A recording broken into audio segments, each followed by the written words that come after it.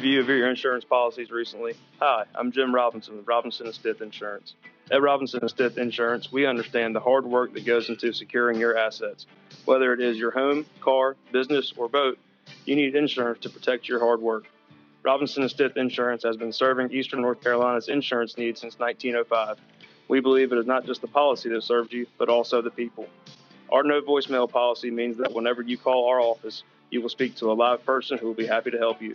Our dedicated team of professionals is here to help and will be happy to provide no obligation reviews of your insurance coverages.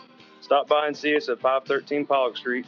Give us a call at 633-1174, 633-1174. Robinson and Stith Insurance, complete insurance since 1905. We want to earn your business.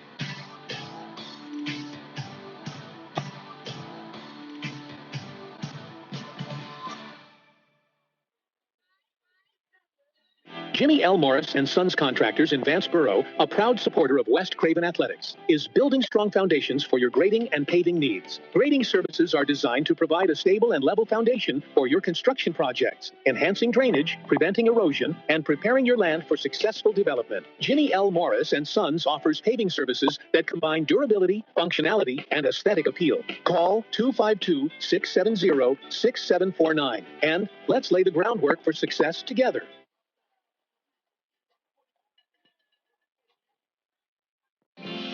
At Bowden & Car Furniture, we're proud to support our local teams and wish you the best this season. As Eastern Carolina's largest authorized Lazy Boy dealer, we have a huge selection of genuine Lazy Boy recliners, sofas, sleeper sofas, sectionals, and more. Plus, beautiful row furniture. Custom order or take home today. Visit us in Havelock or online at bowdenandcarfurniture.com. Best of luck to all our local teams from Bowden & Car Furniture. Jimmy L. Morris and Sons Contractors in Vanceboro, a proud supporter of West Craven Athletics, is building strong foundations for your grading and paving needs. Grading services are designed to provide a stable and level foundation for your construction projects, enhancing drainage, preventing erosion, and preparing your land for successful development. Jimmy L. Morris and Sons offers paving services that combine durability, functionality, and aesthetic appeal. Call 252-670-6749 and let's lay the groundwork for success together.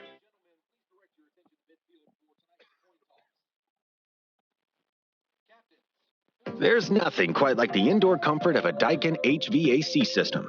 And not everyone can deliver the HVAC expertise and service quite like us, your local Daikin Comfort Pro. We're committed to your heating and cooling needs, whether you're looking for a system checkup or a replacement that fits your lifestyle and budget. Call us, your local Daikin Comfort Pro today. Lilly Enterprises HVAC. HVAC specialists for Craven, Beaufort, Pitt, Lenoir, Carteret, and surrounding Eastern NC. Lilly HVAC.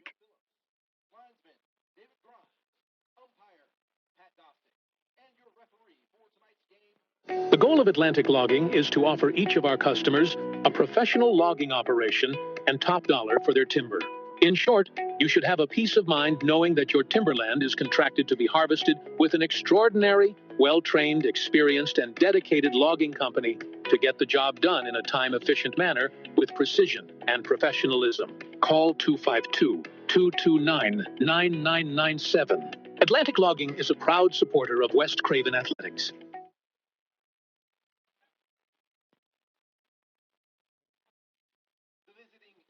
This is Mike Twitchell, football coach of West Craven Eagles. Your home for West Craven Sports is 252 Fox Sports Radio 107.5. Friday Night Football. Friday Night Football. This is Friday Football. Woo! Start back. Let's put the man on the game. Let's go. Start back. Let's go now. You're firing the first shot. Let's go, man. This is Friday Night Football.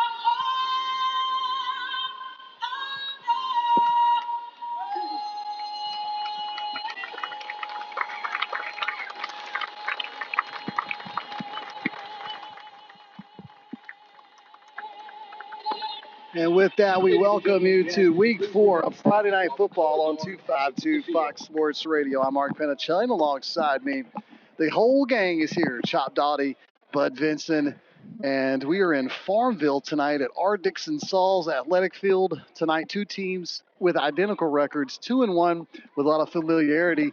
2 former conference foes for the last 4 years, but since the state has realigned and reclassified all the teams, this is now a non-conference opponent. And again, I think we've got a pretty good game. Farmville Central coming off what many consider an upset last week, beating D.H. Conley. Yeah, that was, if you know Farmville, you know Coach Ronco, you won't really surprised by it.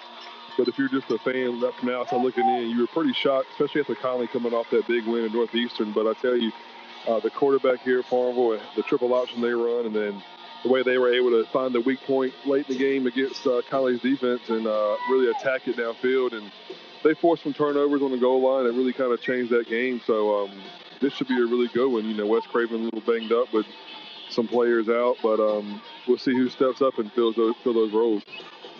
Well, not only does West Craven have players out tonight, gentlemen, but we have, I guess, an interim coach. This feels weird to say this because tonight, Mike Twitchell not going to be on the sidelines tonight. We'll talk about that through the night, but Clay Jordan is actually assuming the head coaching duties tonight, and so this is pretty special. Again, he's been retired. He's still been with the program for a while as an assistant coach, but again, he's slightly qualified. Yeah, he's done it before, I feel like. Yes, he's got some experience at it for sure, and so this should be an interesting game for sure. Yeah, I tell you, if I were a head coach and I had to miss a game and had to appoint a interim, he's probably you wouldn't mind having Clay in your basket. 100%.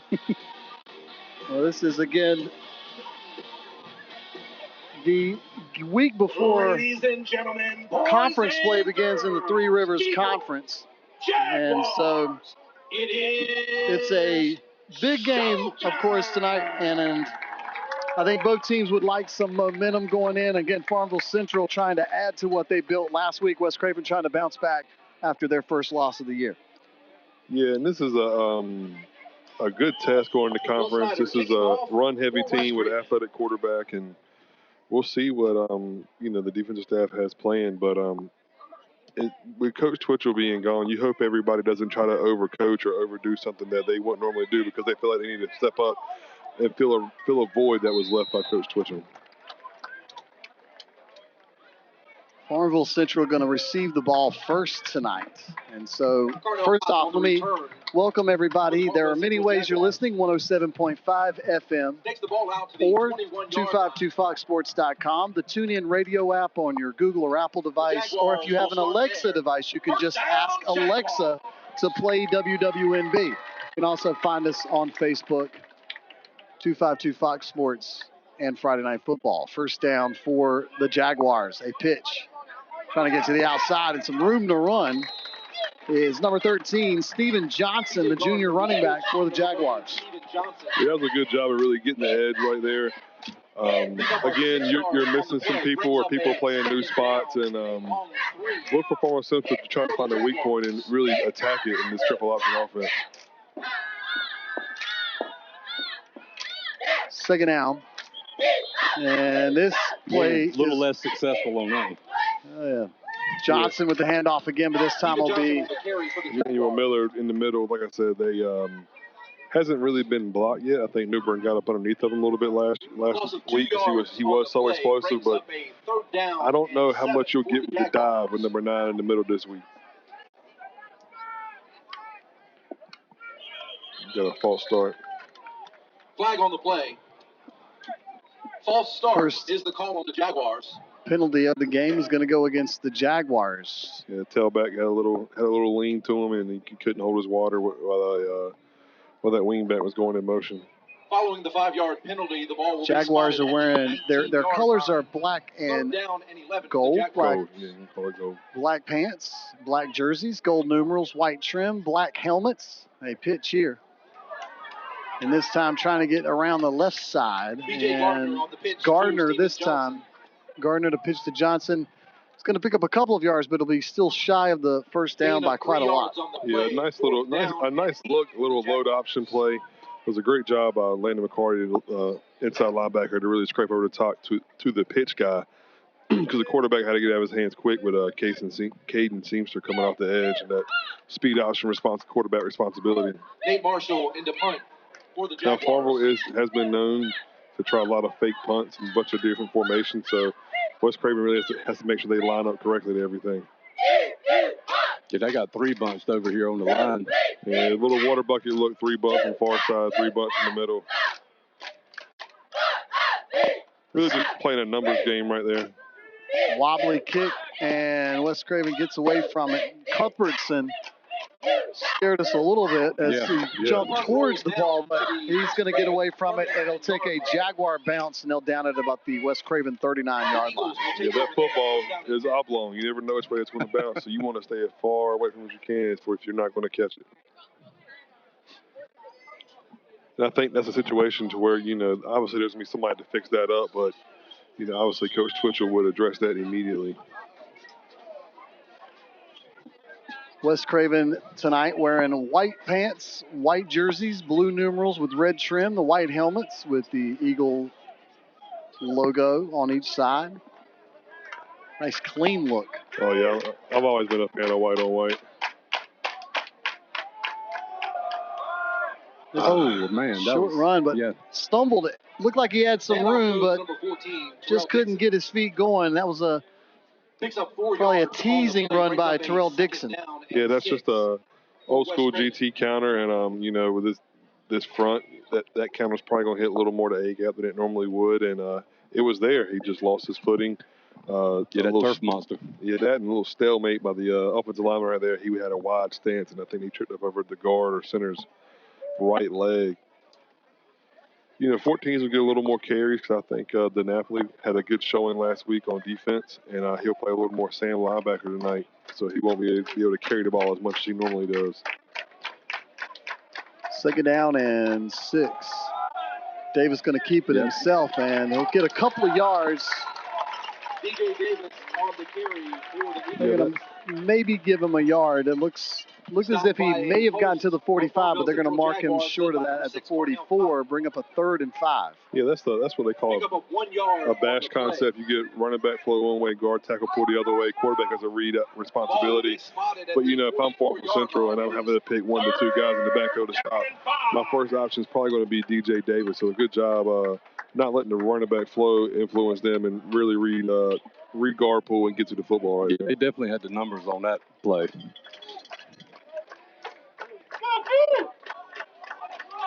Test the secondary right here.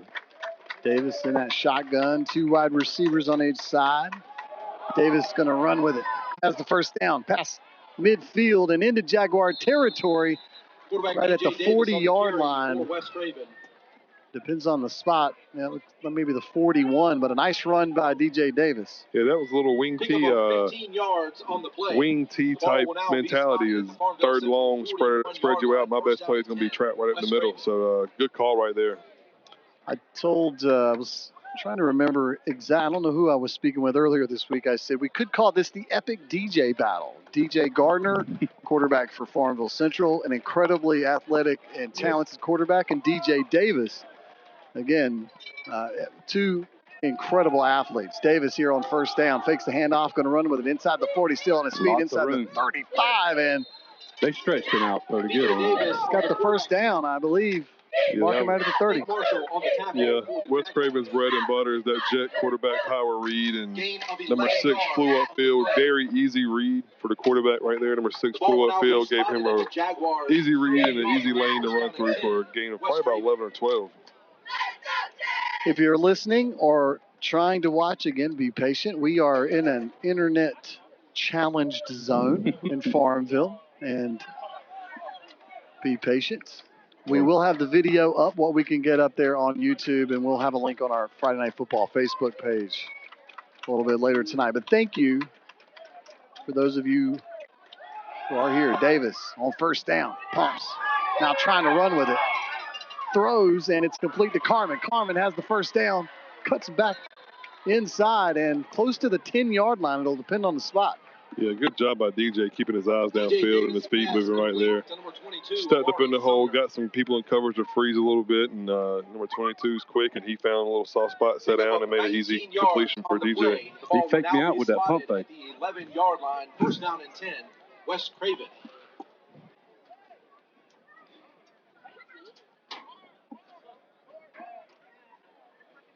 Really good opening drive right here by West Craven. I don't think well, that was the first pass, but it's been really DJ heavy right here. That's obviously they're one of their better players. So we'll see how this load he handles this load during the course of the game.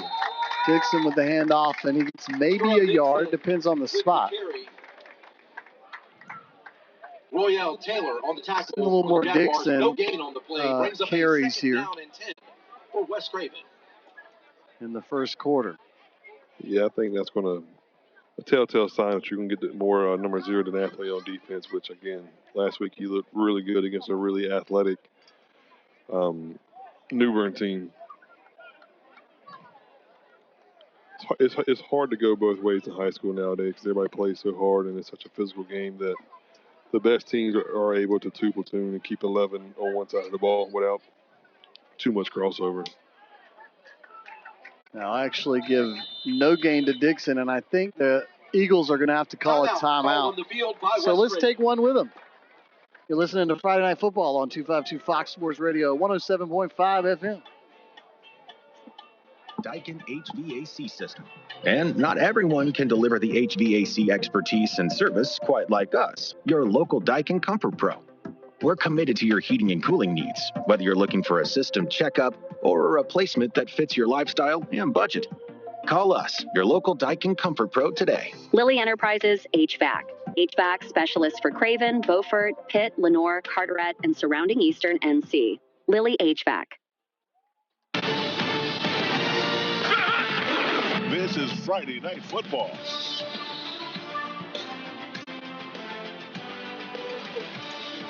This is Friday Night Football on 252 Fox Sports Radio. We're back after an Eagle timeout. Their camo outfits.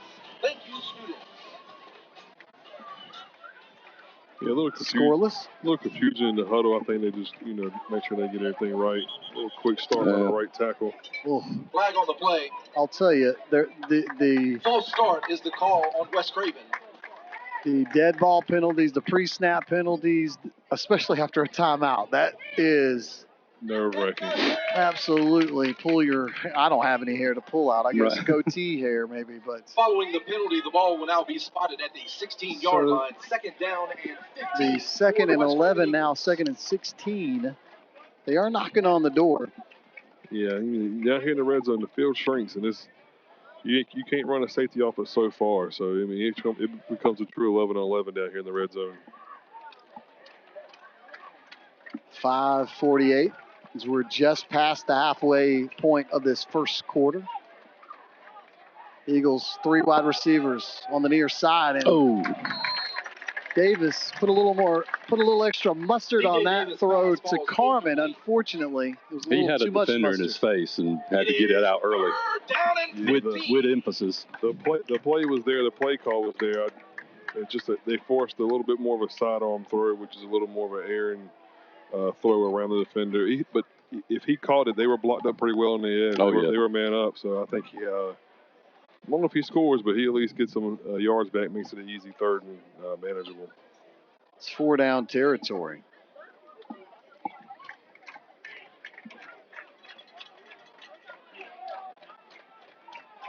Davis, the quarterback. Dixon lines up as a running back. Cuthbertson is the slot receiver here on the near side.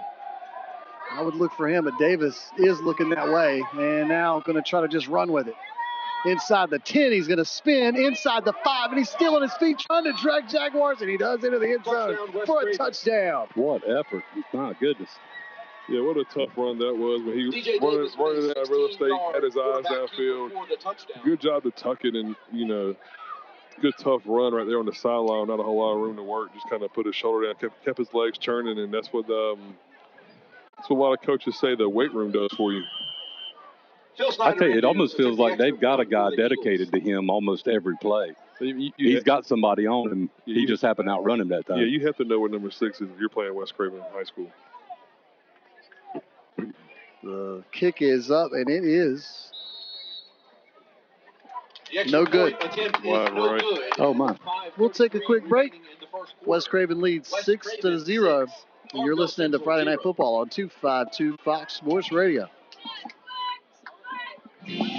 At Bowden & Car Furniture, we're proud to support our local teams and wish you the best this season. As Eastern Carolina's largest authorized Lazy Boy dealer, we have a huge selection of genuine Lazy Boy recliners, sofas, sleeper sofas, sectionals, and more. Plus, beautiful row furniture. Custom order or take home today. Visit us in Havelock or online at bowdenandcarfurniture.com. Best of luck to all our local teams from Bowden & Car Furniture. This is Mike Twitchell, head football coach of the West Craven Eagles. Your home for West Craven sports is 252 Fox Sports Radio 107.5.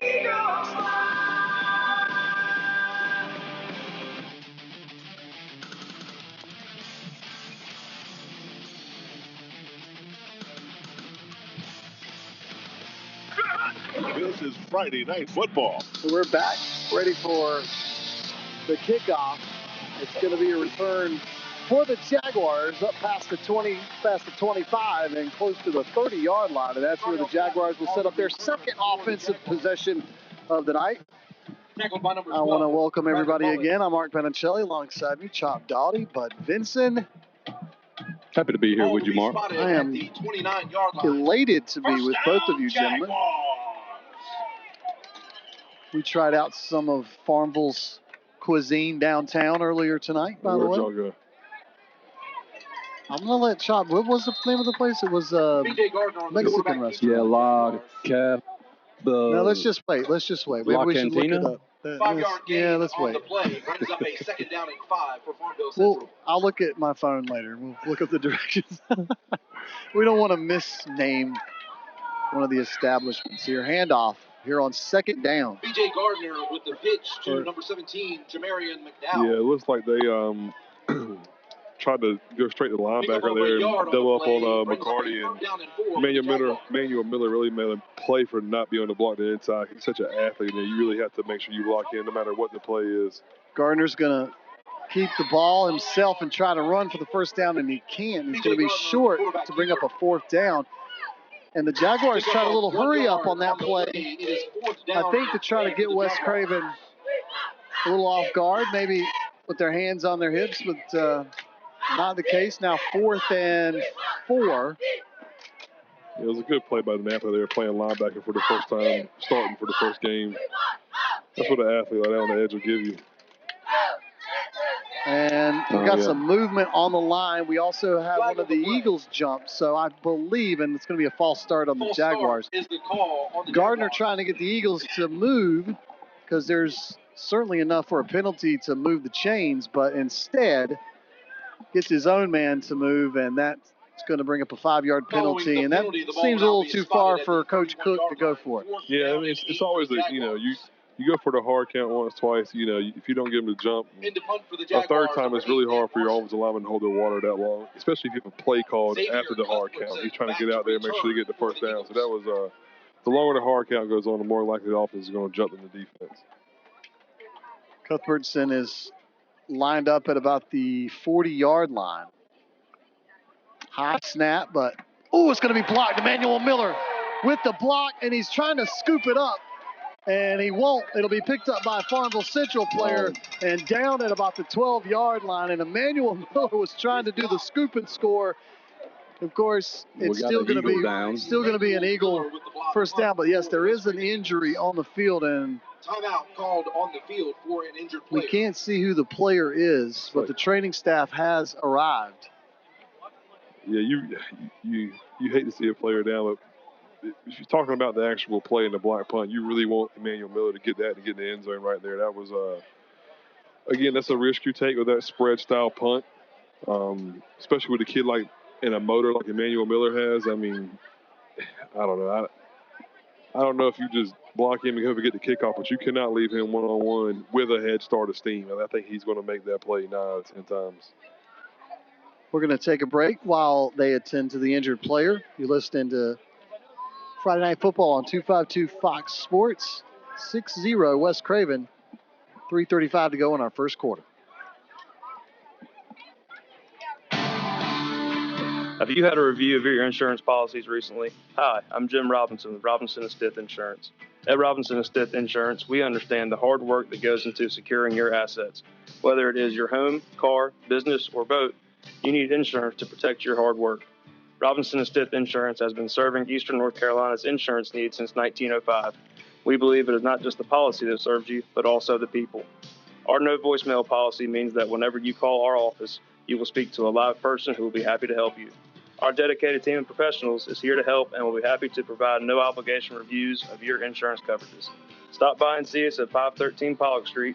Give us a call at 633-1174, 633-1174. Robinson & Stith Insurance, complete insurance since 1905. We want to earn your business.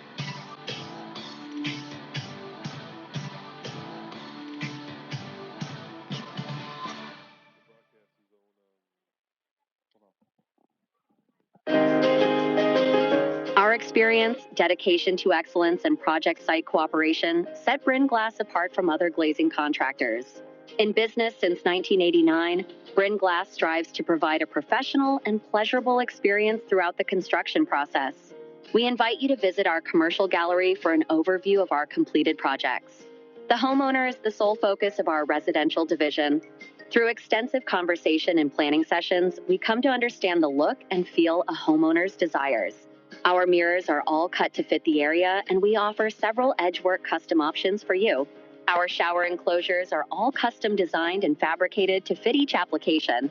There are numerous glass and metal surrounds for the shower of your dreams.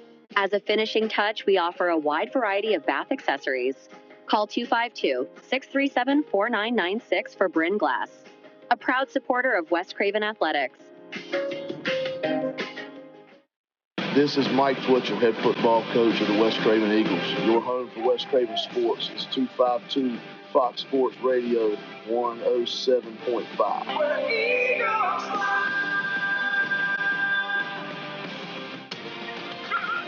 This is Friday Night Football. Down and goal for the West Craven Eagles. DiNapoli was the injured player for West Craven as we come back from the commercial break, and he is up, but he needed some help to get to the. He's still walking a little gingerly. Trying to make his way to the Eagles sideline. But if you're just tuning in, a turnover as we had a blocked punt by Emmanuel Miller, who tried to scoop and score, but couldn't get his hands on it. But Farmville Central tried to scoop it up. They were tackled. The ball is down right now. It looks like on the 6-yard line. And that is where West Craven is going to start leading 6-0. I think they're going to move it back. Up a little bit. I was going to say, it looked like it was at the 11. And that's where they're spotting it. And we are ready. Davis in the backfield is your quarterback. Cuthbertson lining up right now as the tailback. Jeremiah Lee, the lone receiver on the near side. 2 wide receivers on the far side. High snap. Davis gives it to Cuthbertson, who's trying to get around the end. And we're going to get a flag. This is in the area of offensive holding. Xavier Cuthbertson on the carry. That's exactly what it is. No hesitation by the white hat there. Yeah, and I think Antoine had a little bit of handful of jersey and didn't let go early enough to really, because that kid was really working off of him, but he didn't let go early enough for it to be started out as a good block, but he held on a little too long right on the edge. Especially the closer the play gets to, you got to make sure you are perfect or don't have a handful of jersey, because at that point in time, all eyes were on you.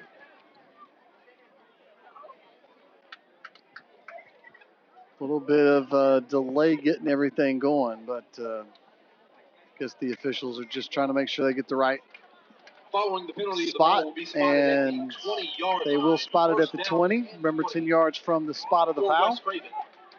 And, another red zone penalty really hurts West Craven. That's 2 in a row now in the red zone. Davis has some pressure trying to roll out and get away from it, and he cannot. And he keeps just rolling backwards and throws it out of bounds. DJ Davis' pass falls incomplete. He does a good job of getting rid of it, and no grounding, and that brings up a we have to second fight down another play with Eagles. a second and long, but it could have been a whole lot longer if he didn't get rid of it. Yeah, and it was one of those, he couldn't get an edge. He couldn't get to the outside of the hash marks. He kept trying to go to the right or go to the left. They had him sealed up in a pocket, so the only way he could go was backwards, which is the worst direction for you to be traveling.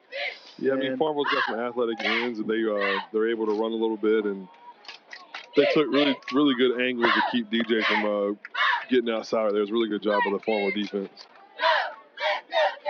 Second down and 20. 3:08 to go here in our opening quarter. Davis gets the snap. Drops, looking to throw. He's got some pressure now. Gets away from the first guy, but he cannot escape the second guy. It'll be a loss on the play back to the 32-yard line.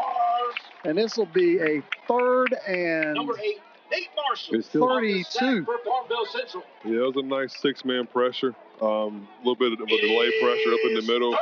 Made DJ feel like he could step up and had a lane, and it closed real quick with that pressure. Looping from the outside, working his way in. That was a really good job right there. And good well-timed blitz to make it third and very long. Again, I still think this is fourth down territory. I think you try to get 8 to 10 yards right here and make it 31 for West Craven. Fourth and manageable from around the. My aiming point would be the 15 to 10 yard lines, where I kind of want to make sure I get the ball to if I'm throwing it. Farmville's line has been a bit impressive, though. They've done a good job. Davis has some pressure now, gonna try to run with it. He's got some forward progress, a little bit of room, and he's gonna get tackled out of bounds. DJ Davis on the carry for West Craven. Gets to about the 21, maybe. That's going to be, again, he's got to get to the end zone. It was pretty much a gain of 12 on the play. The ball but it'll bring up a fourth. And again, you're going to go for it here, obviously. Fourth down. I mean, that was another overload from the left side of pressure. They brought more than West Craven could block, man coverage up. And if I'm not mistaken, I think they got number 7, who's obviously, you just saw there, a very good athlete. Have him spine DJ Davis right there on that play, making sure that if he rolls out, Farmville's best defender, best athlete on defense is mirroring him. So they can help you, but they can also take him out of the run game. Yeah. And now you got to block 9 or 10 versus all 11. So we'll see how the offense from West Craven counters that. Fourth down. Davis gets the snap, drops back, throws into the end zone, looking for Jeremiah Lee. He's got it. Touchdown, Eagles. Touchdown, West Craven. Great throw and catch right there. He knew where he was going the whole time. They had man free. Free safety in the middle of the field, which really isolated Lee on the backside. And, that was one of those passes where they're going to say, hey, my kid's better than your kid. Let's see what you got. And it looked like the defender kind of misjudged the timing on his jump. And you saw that a lot last week in the Newbern game from West Craven. It's so important, your footwork, when you're trying to turn, run, and open up. And if one flat step, or while that receiver is pushing vertical, is going to put you behind the play 2 or 3 more yards than you already are, because you're already going backwards. He's running full speed forward.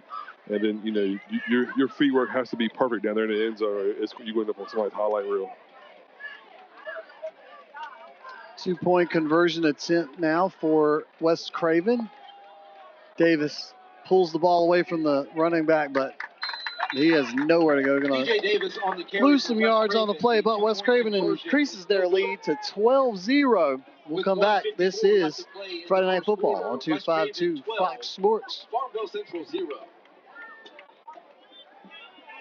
Stay cozy in winter and cool in summer with a new energy-efficient heating and cooling system. Even better, you could be eligible for up to a $2,000 federal tax credit just for choosing a qualifying heat pump. And the perks don't stop there. You may even be eligible to receive up to $8,000 in rebates towards the installation of qualifying heat pumps. To learn more, call us, your Daikin Comfort Pro, today. Lilly Enterprises HVAC. HVAC specialists for Craven, Beaufort, Pitt, Lenoir, Carteret, and surrounding Eastern NC. This information should not be considered tax advice. This is Friday Night Football.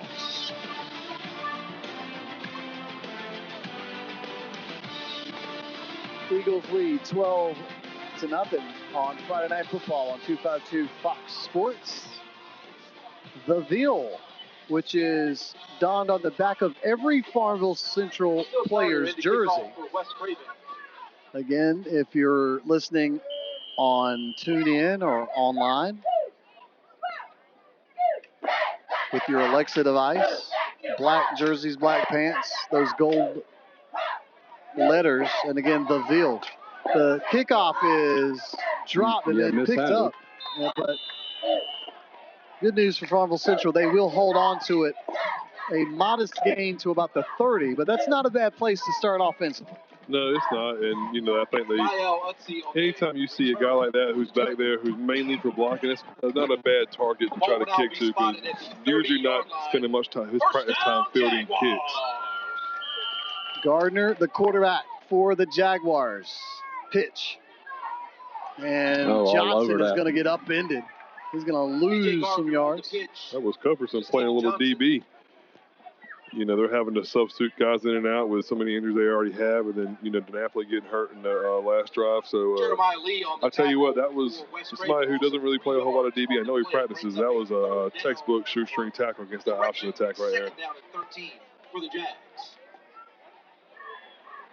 Gardner trying to get one of his receivers to line up on the other side of the play. Now he's going to pick up his speed and ready to go. Second down and 4, but not before a penalty. And you can see Gardner just with his hand on his helmet, just frustrated there. Yeah, a lot of time wasted right there on the alignment, and then is the call on the Jaguars. They had somebody jump off sides. The back judge was starting to count a little bit, so everybody was on their toes a little bit and a little anxious. So that happens a lot. Motion is an interesting thing, and again, the frustration is that play's designed like that. So when you do all of that, it's sort of all that for nothing when you have the motion, and whether it meant something or didn't mean something. Either way, it turns into being a penalty and you lose yardage. Now we're going to get a timeout here so that I'm thinking, was it Farmville Central they called it? Yeah. Probably trying to avoid back-to-back penalties of the same nature as they're trying to get the right play call here on second down and 18. Yeah, they're trying to get everybody calm down. Like, hey, and this isn't unusual coming off a big win like they had last week against D.H. Conley.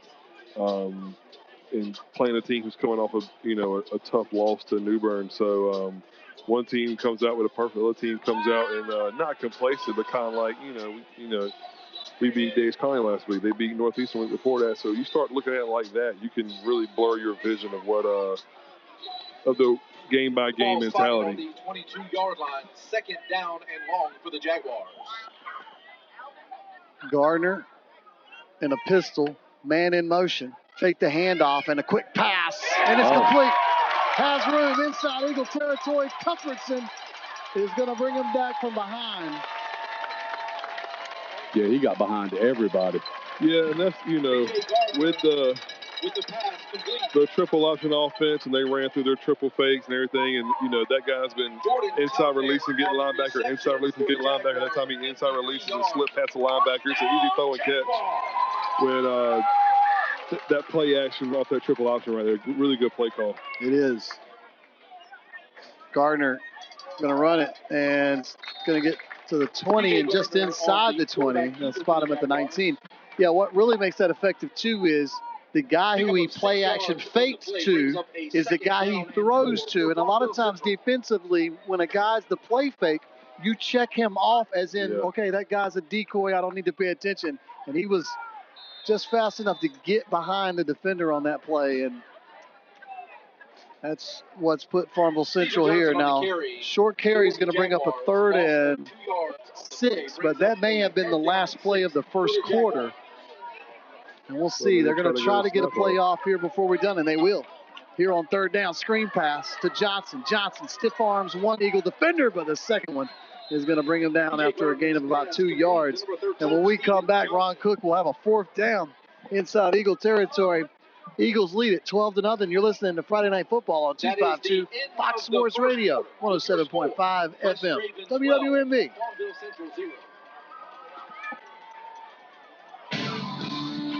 Have you had a review policies recently? Hi, I'm Jim Robinson with Robinson and Stith Insurance. At Robinson and Stith Insurance, we understand the hard work that goes into securing your assets. Whether it is your home, car, business, or boat, you need insurance to protect your hard work. Robinson and Stith Insurance has been serving Eastern North Carolina's insurance needs since 1905. We believe it is not just the policy that serves you, but also the people. Our no voicemail policy means that whenever you call our office, you will speak to a live person who will be happy to help you. Our dedicated team of professionals is here to help and will be happy to provide no obligation reviews of your insurance coverages. Stop by and see us at 513 Pollock Street. Give us a call at 633-1174, 633-1174. Robinson and Stith Insurance, complete insurance since 1905. We want to earn your business.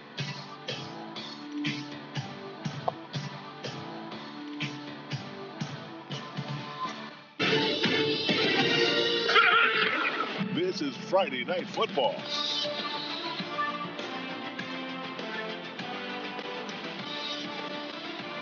Welcome back to Friday Night Football on 252 Fox Sports Radio. I'm Mark Penicelli, Chop Doughty, Bud Vinson from R. Dixon Sauls Field in Farmville, North Carolina. Approximately about, 45 minutes away from the West Craven campus. If you're just tuning in, 12-0 is our score as we start. Keep your eye on the quarterback run. The second period, empty backfield and a hard snap. And this may be enough for a first down here with it being 4th and 4. I think it will be. Yeah, I think he's signaling. Yep. Yeah, that is a great weapon to have in your arsenal. If you're a quarterback that has that sort of presence, it's a way for you sometimes to get these cheap first downs a lot of times. Gardner keeps it himself now off the middle and into the end zone. A 14-yard touchdown run by Gardner. Yeah, such a tough thing to try to defend all 5 receivers and a quarterback like that that can run. You know, you have an idea it's probably going to be a quarterback run, but you still have to respect the 5 receivers and to bring them into motion and put you in quads. You can either chase motion with your DB, or you can, which is really going to force, if you don't chase motion, it's going to force probably your best linebacker out of the box. He's got to respect the motion. So now you've got a guy who's playing safety who's having to play in the box, and you just don't have enough linebacker eyes to really defend a quarterback like that and out of an empty set.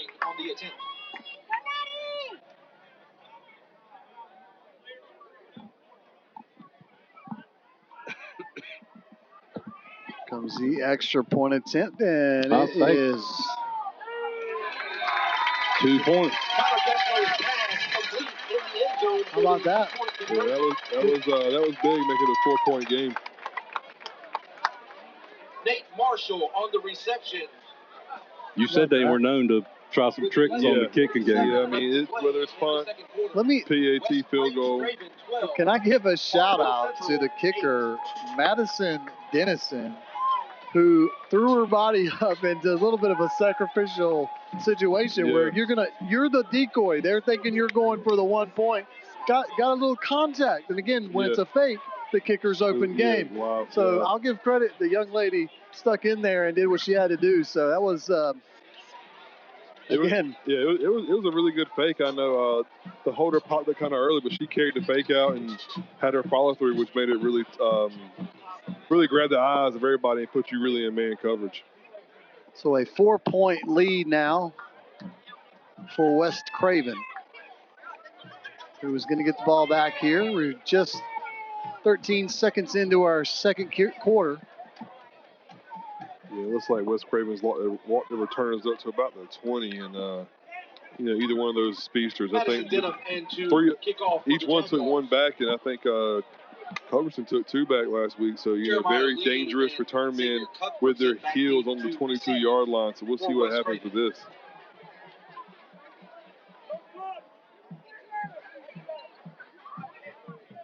West Craven's return men sitting at about the 25-yard line.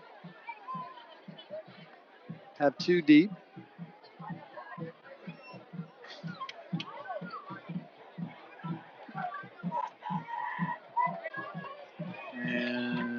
Here's the kick. Squib kick picked up by Cuthbertson at the 35. Trying to get to the sideline. Now he's going to try to reverse his field and go to the far sideline. He's got some room. Past midfield. Breaks one tackle, but he steps out of bounds just inside Jaguar territory. Cuthbertson ran about 75 yards on that play, but he does get a good return on that play. A lot of times, you see guys reversing their field. It don't always work out. You got to have the speed, and you can see it in high school. The further you go up the chain, college and the NFL, you can't do that. Unless your name's Reggie Bush, which, on that run, Culberson has some Reggie Bush tendencies with the keeping his balance and the spinning in tight spaces. And right at the end, right before he stepped out, he hit the start and stop. And I don't think if he would have not stepped out, he might have took that to the house, because that start and stop really had that former defender on his toes and a broken arm tackle. Trips to the near side for Davis, but he's going to look the other way and hits his receiver complete. It's Lee who's going to pick up maybe 4 yards on that short pass. Yeah, another, West Craven staple in their offense is the comeback go route combination, and there they are. They were all 5 called hitches, and he just found the open receiver to the boundary, made a short throw, an easy catch for about 4 to 5 yards. If you're just tuning in as well, Coach Clay Jordan, the head coach tonight, as at the helm. At the helm tonight. Mike Twitchell not with the team tonight, of course, but handoff here to Lee, that jet sweep, and he's going to get to the 35-yard line. And a little shorter the first, I think. Another speedster with the ball in his hand on the edge. They pick your poison with Culberson and Lee. And then DJ, no wonder it's a staple in this West Craven offense.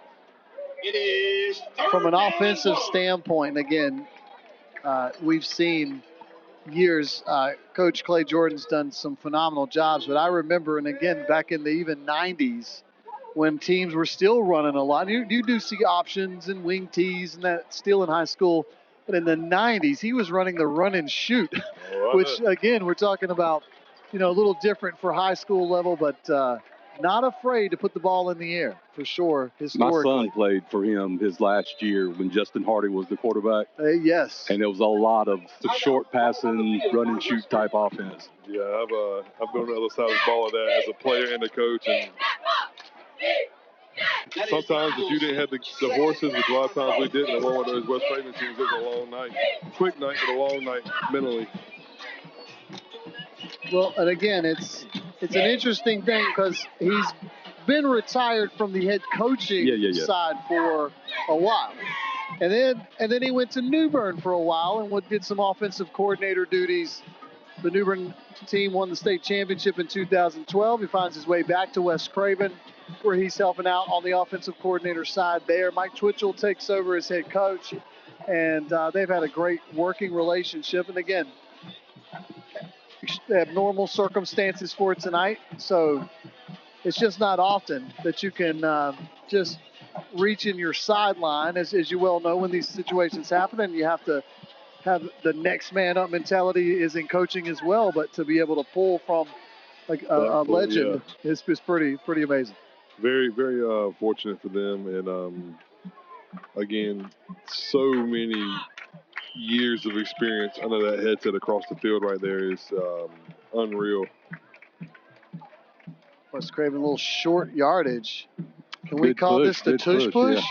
It's not quite. You didn't see that sort of leverage, but very similar, tight formation where you basically want to form that wedge, pierce it, and have the running back come right in there, the ball carrier go right in behind that, and it looks like it's plenty enough for a first down. Yep. Yeah, good job of Culberson not pushing the pilot off. That's definitely going to be called at the high school level. Any type of assist is going to be a flag. So good job of really pulling up right there when he could have, got in behind DJ and helped drive him a little further. But nonetheless, first down, West Craven. Yeah, so no pushing of the tush. Just good running. Cuthbertson going to get the hand up. Boy, he's got grass. Yep. Lots of room. Into the end zone. Cuthbertson, not a finger on him. Great job by DJ right there on that read. He had 3 or 4 Farmville Central defenders in his face, and just to stand there knowing you're going to take a shot and get that handoff off, because, I mean, both edge players and the linebacker were on DJ, so there was nobody to account for coaching around the edge right there. Great play call, and an even better read and play by DJ. Yeah, it looked like he had to make one move at the line, and then he was straight into the end zone. Yeah, that's that drop step by the jet sweep to get you kind of square to the line of scrimmage and be able to make a move or other. But like I said, after that first initial move, it was green grass, and the closest defender, I think, was the backside safeties. And I don't think many backside safeties are going to catch Comerson right there. Extra point attempt is going to be of the 2-point variety. And Davis has some room, and he has the 2-point conversion. DJ Davis on the quarterback keeper. Good for the So West Craven extends its lead back to 12. With 9:22 left to play in the first half. West Craven 20. Let's do our quick break. We'll come back. Don't go anywhere. 20-8, West Craven on top. There's nothing quite like the indoor comfort of a Daikin HVAC system. And not everyone can deliver the HVAC expertise and service quite like us, your local Daikin Comfort Pro. We're committed to your heating and cooling needs, whether you're looking for a system checkup or a replacement that fits your lifestyle and budget. Call us, your local Daikin Comfort Pro, today. Lilly Enterprises HVAC. HVAC specialists for Craven, Beaufort, Pitt, Lenoir, Carteret, and surrounding Eastern NC. Lilly HVAC. This is Friday Night Football.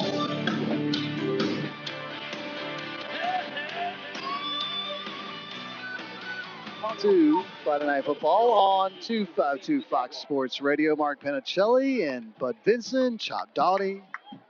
20-8, West Craven on top of Farmville Central. This kick is going to be returned to the 30 and still on his feet past the 35. Yeah, good job by return man, get what he could. Again, those sideline between the numbers and hash type kicks are making you think that the field is going to be open, and it's designed to make you go to the field so that they can kind of close that door easily. So good job by getting vertical and getting what he can and really putting the ball at about the 35, 36-yard line. So the ball didn't have much height on it. No, so, I mean, he had room to run before the coverage got down there.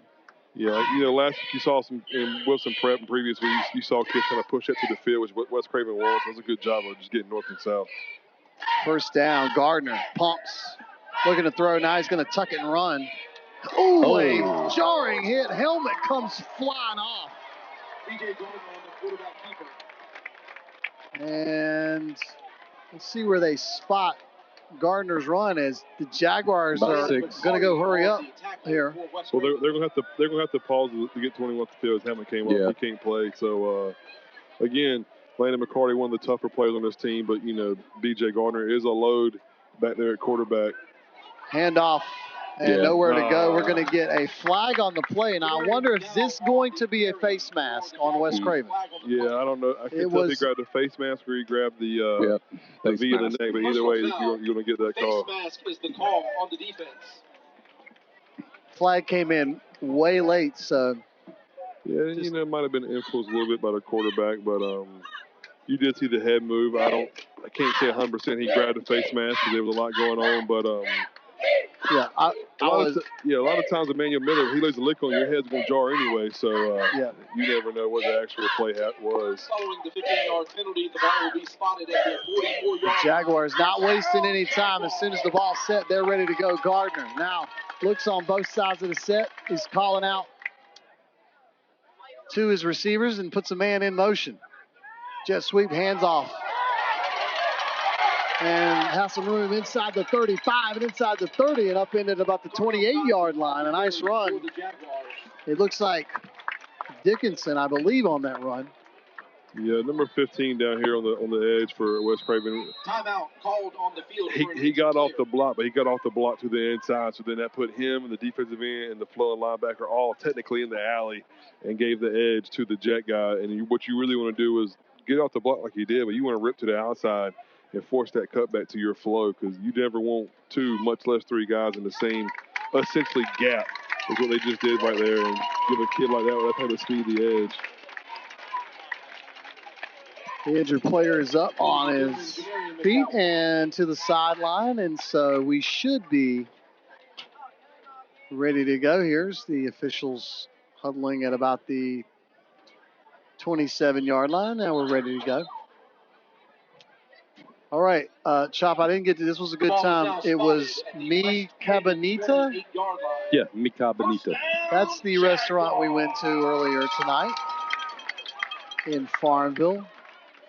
Went with Coach Fernandez and handoff here. Looks like they were trying to develop a old school double wing type counter where you open up to the outside, hand the ball back to the running back counter underneath, and surprise, surprise, Manuel Miller and Caden seems to really tackled all three guys right there. Great job. Like I said, you better be able to block 9 because it's going to be a long night if you can't. Good job of a negative play to slow down this Farmville Central hurry-up offense.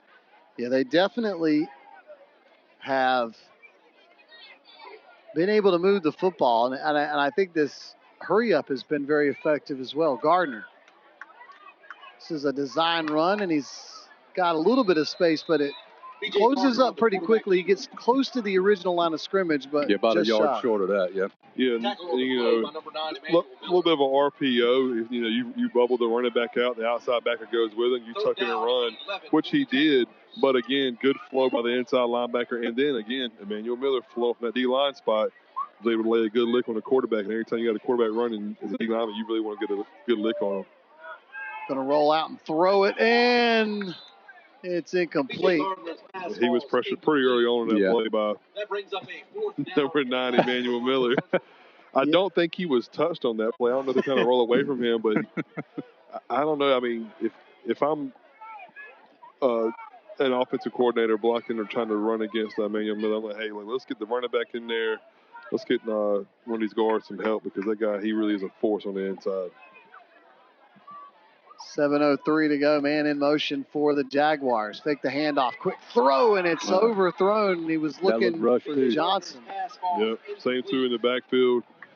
I think last week, New Bern, big 7A New Bern realized they couldn't block Emmanuel Miller, so they kind of let him get upfield a little bit, and that inside zone was hitting up underneath of him. So, that the West Craven defense staff came into practice and were like, hey, look, if you're unblocked, you're either getting trapped, red, or something. So you got to be able to set your feet and play laterally at that point in time. You can't just run upfield all night long. The Eagles are going to take over on offense here. Moving from right to left on your radio dials or web browsers. If you're just listening on audio on TuneIn Radio or the TuneIn Radio app, The ball is spotted or if you just simply ask your Alexa device to play WWNB, you can do that as well.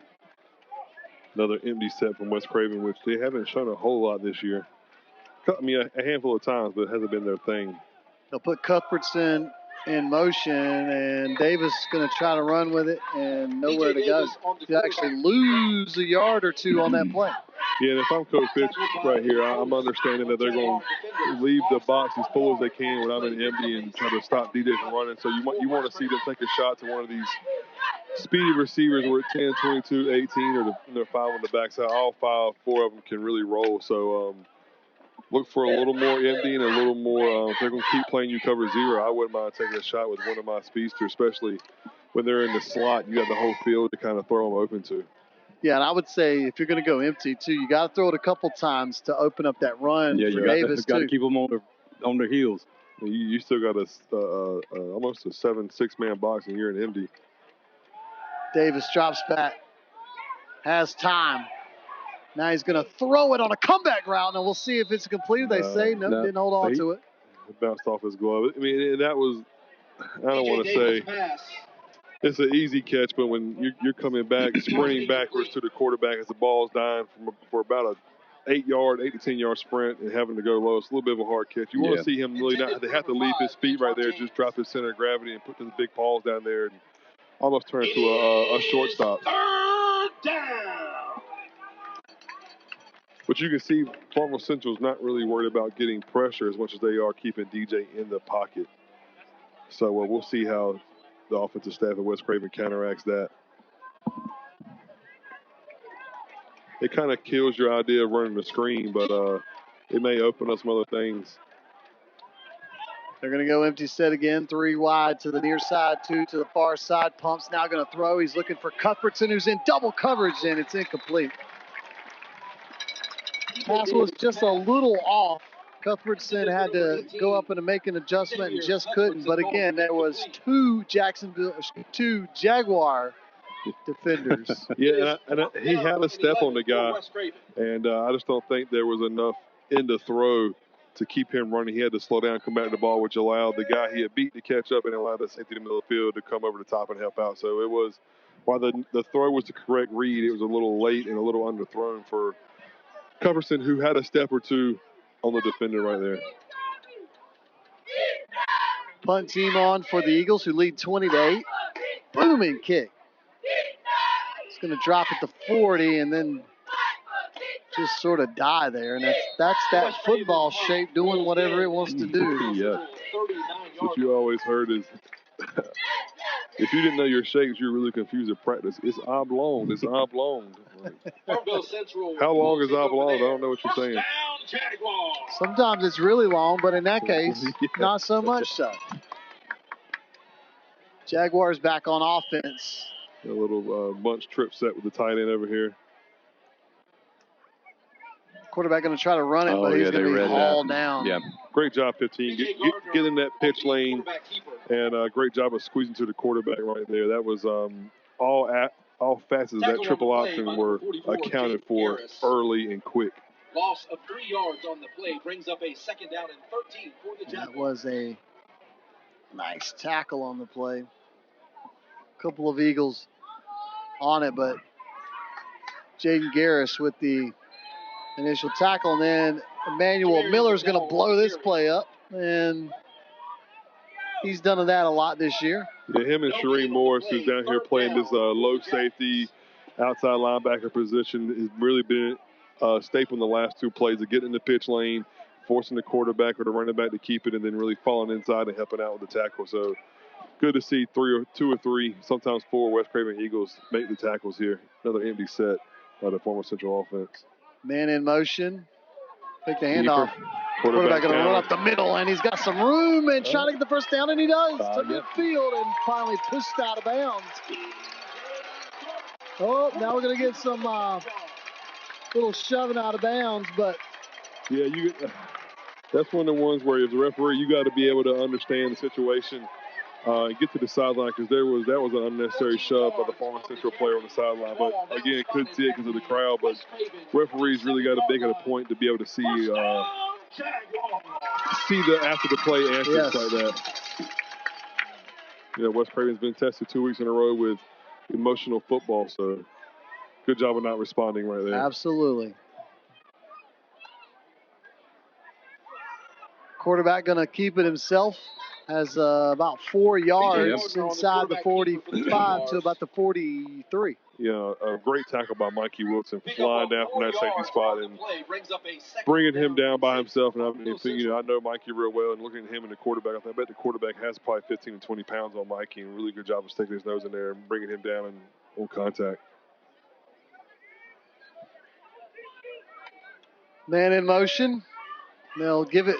Nope, fake the handoff. Gardner going to run it again, and inside the 35 or inside the 40, inside the 35 to the 34. That's going to be enough for another Jaguar first down. Yeah, taking a page out of West Craven's playbook with this jet power read quarterback power read option, and the hurry up offense into 3-4 straight carries. We'll see how the quarterback holds up if he can keep his mind strong and not make a mistake right here. Another Gardner run. Yeah, he's not afraid to call his own number, and he's done it a bunch tonight. And in the last 2 big runs he had, again, number 9 was getting upfield a little too far, and these coaches will probably tell, hey man, you got to play flat. You're not going to tackle the jet. You're athletic enough. If it is a pass to redirect and rush the pass, you should just play flat and play the football.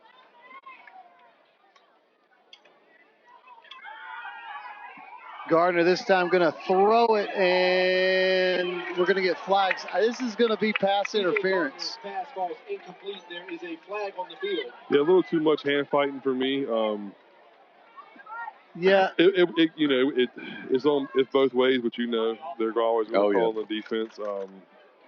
Absolutely. And again, and now technically by the rule, probably should have been a defensive holding. Yeah. Pass interference. And the longer that ball's in the air and the more hand fighting, again, the eyes are all of a sudden all on you. So you really have to be able to trust your technique and come play football and don't get so grabby. You want to just, when the ball's that high in the air and come that type of angle, you both got to be turning to receivers. Now spotted at the West Craven well, and you can't reward a bad pass. I mean, that pass had no chance. And, I mean, it was a balloon that floated. Yeah. And it ends up getting rewarded with a big gain. And now Farmville just knocking on the door. Handoff. Fake the handoff. No, Gardner going to keep it himself again, and this time going to lose 3 yards. And this is where the field gets shorter. Yep. And perhaps that room to run is going to be a little less. Yeah, you can't run off the DBs with so much down here this close to the red zone.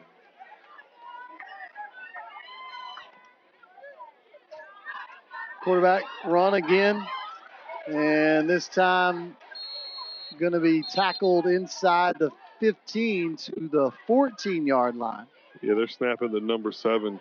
They're probably their best defender, and they're probably better athletes. And they're in that what we talked about it during Wilson Prep Week, the Triple H, the hammer look, where they've got 3 or 4 upbacks, and everybody knows where it's going. You could get a counter here back to number 6, which is a big play for teams who run this type stuff. Yep, that's exactly. And this time, number 7 is going to go into the end zone. Touchdown for the Jaguars. He got the first down, but the referee said he fell short. So he didn't get the touchdown. A little premature band celebration, but here we go. First and goal for the Jaguars. Same formation. And this time, they will give him the touchdown.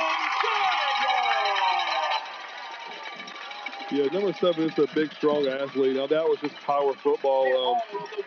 And they saw the same formation, or very similar, versus Wilson Prep. But, again, Farmville blocked it up a whole lot better. And I think the kid carrying the ball was a whole lot bigger, stronger than what Wilson Prep had when they saw that formation earlier in the year. Madison Denham in to attempt the extra point for the Jaguars.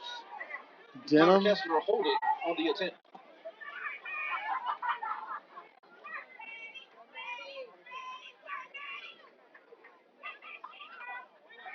Here's the kick is up and it's good. Extra point, good, a 5-point lead. We'll take a break. 2:04 remaining in the first half. This is Friday Night Football on 252 Fox Sports Radio. Jimmy L. Morris and Sons Contractors in Vanceboro, a proud supporter of West Craven Athletics, is building strong foundations for your grading and paving needs. Grading services are designed to provide a stable and level foundation for your construction projects, enhancing drainage, preventing erosion, and preparing your land for successful development. Jimmy L. Morris and Sons offers paving services that combine durability, functionality, and aesthetic appeal. Call 252-670-6749, and let's lay the groundwork for success together.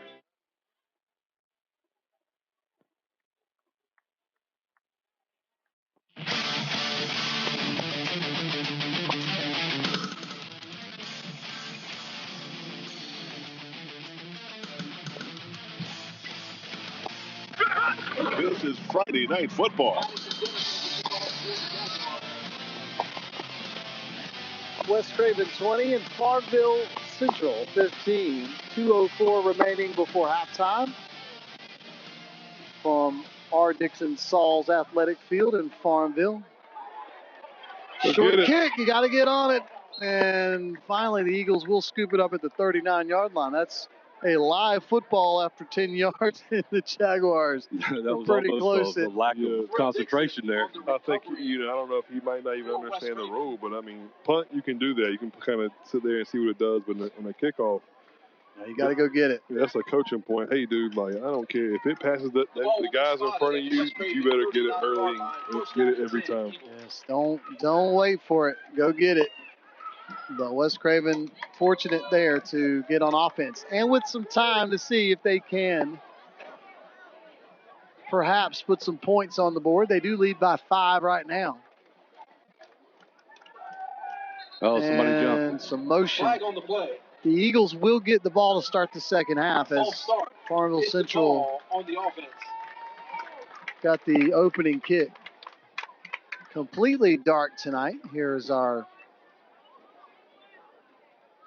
fall getting ever closer. It is starting to feel more like football weather. Yeah, I put on a long sleeve, wasn't real sure. Yeah, what's going on here, guys? Of course, you're over here in shorts and a short sleeve. Oh, this is my Never year-round cool outfit. enough for you. Got a very stoked furnace. First and 15 for West Craven. Cuthbertson getting around the end, trying to find some room, and not much there. Yeah, good job by the corner, establishing outside leverage and making sure that he wasn't going to get outside of him, because everybody knows when 18 gets outside, it could be over in a quick score. But with a minute 40 to go, I'm really interested to see if they're going to try to push this ball downfield, and if Farmville Central is going to stay in this man coverage with one high safety, or it looks like they're in cover 0. Davis, handoff up the middle. Has some room. Oh, nice. Past midfield into Jaguar territory. Past the 45 to the 43-yard line. Dixon with his best run of the night. And the Eagles are going to hurry up and get to the line. Yeah, you gotta get the play in before, not snap. You gotta get the play in before the sticks are reset. 1:18 clock moving. Davis gets the snap, has some time, pumps, now throws, looking for Cuthbertson, who falls. And he's looking for a flag, and there is none. Yeah, it looks like the corner, a little hand fighting, was able to get down and use the leverage to get him on his leg. But, if this kid can't come back in, if I'm an offensive coach, I'm thinking they got another corner coming in here trying to cover my best receiver, I might take another shot. The Farmville Central player is injured, number 10. Lying on the sidelines is Daquez Harrell. Looks like it might be a little cramp. Yeah. You really got to take care of your body. I don't care what the weather is. If you don't put enough good stuff in your body, I've cramped in the cold. That's no fun either. The other problem you're going to have too is trying to cover Cuthbertson. You're gonna push those muscles a little bit harder to keep up with that speed. And so, interested to see who they put at corner down here, and if the West Craven offensive staff decides to try them again. Yeah, because there's definitely going to be it is second down. Going to have to take at least a play off. They're going to probably go a little bit more of a one high look to give him a little help, but Cuthbertson in motion, and now I think we're going to get a timeout. False start. Flag on the play. West Craven. They got. Is the call on the offense. I think they had movement while Cuthbertson was moving, so you get the two guys moving at the same time, which is never good. With the 5-yard penalty, the ball will now be spotted at the 46-yard line. Especially in Pitt County, where there are second down a high number of crossroads. Yeah. Where you can't go at the same time. You have to wait your turn. Yeah, we don't believe in stoplights. We believe in you learn the four-way intersection. You learn the four-way intersection. If you don't and you move to Pitt County, you will learn it. They're going to roundabouts now. There's more roundabouts in Pitt and Greenville than I've ever been and seen in my life. And we're going to get another false start for the Eagles here. And this is just a simple false start is the call on West Craven. But this is one of those where you're getting flagged for almost the same. Yeah, that's got to be frustrating for the offensive staff. And, somewhere back in Vanceboro, Coach Swift was probably tossed his hat or kicked something over, because you had the ball at 1st and 10 at about the 40, and now you're sitting at 2nd and 20 from the 50 almost. So the other side of the 50, that's frustrating. We'll give you some scores at halftime. We'll scour the interwebs for scores as we got some matchups tonight. Newbern taking on a big one in Cleveland. Havelock is, I believe, at Rose. At Rose, or that's home right. against Rose, yes, Rose at Havelock. So we'll try to update you on as many of those as we can. Pamlico's off tonight. Jones Sr. taking on North Duplin. Davis looking to throw. Pressure now going to have to roll and step out of bounds. Clock stops with 59.5 seconds, but it's still now going to be third and probably 20. Out of bounds on the play. Looks like about 22, maybe 23. He's going to lose another yard or two here. So It is desperation land. But if you get a little bit, maybe you're going to make this a 4-down drive. And you wonder if maybe. Yeah, I think you take some shots. I don't think you're really, I don't think you're worried about giving the ball back to Farmville too much time in a passing game. Either quarterback can run a little bit, but I wouldn't think they're worried about the passing game. Pressure on Davis and incomplete. And he was trying to hit Cuthbertson, and Cuthbertson looks like maybe there was a miscommunication, or was he looking for a penalty there? Yeah, he sat down on some grass, and if he'd have caught it, he'd been probably tackled right away, but it would have created a 4th and 10. But you got 4th and 22 from the other side of the 45. You really don't want to take a chance here and give Farmville Central a short field. So pin them deep and make them drive the field with 55 seconds. So the Eagles send the punt team out. Jaguars return man is standing at about the 15, or excuse me, the 25. Short kick. And it takes one bounce and it'll be down. So yeah, like he bobbled the snap a little bit, and he had a little bit more pressure, so it was more of a hurry-up quick kick than he could get his whole leg swing into it. 53.8 seconds remaining in our first half. 20-15 the score if you're just tuning in.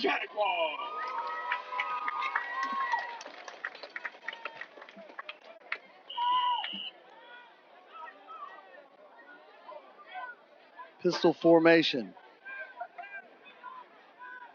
Pitch. No. It's a halfback pass, and it is knocked away. Cuthbertson jumps up and B.J. Gardner's fastball is incomplete. Great read by him back there playing free safety, because nobody. I was wondering what was going on. Nobody really got downfield. They all kind of slid right, and good idea by Farmville Central. Even better plays back there by Mikey Wilson at corner and Culbertson back there at free safety. 2nd down and 10. Ball spotted at the 36-yard line. Excuse me, 31-yard line. Running play. And well covered. Yeah, good job keeping them in bounds and the clock running. Yes. He was trying to get to the sideline, and he couldn't, and now going to have to call a timeout. Yeah, you're watching that play in that speed option. You saw Caden seems to kind of take a little bit off and then try to go full speed again and hit the quarterback. If I'm playing defensive line, anytime I see an option, even the quarterback pitches it, I want to lay a lick and make sure he knows that you better pitch it early if you're coming my way. It's kind of a tone setter if you're playing a defensive line against the option team. Has been found. They are at the front gate with the resource officer. The keys says Becky on the keychain. Thank you. Becky with the lost keys. It's got to be a bad feeling. Yeah. They found her keys, though. That's a good feeling. Yeah. And they're at the front gate. Hopefully she heard that.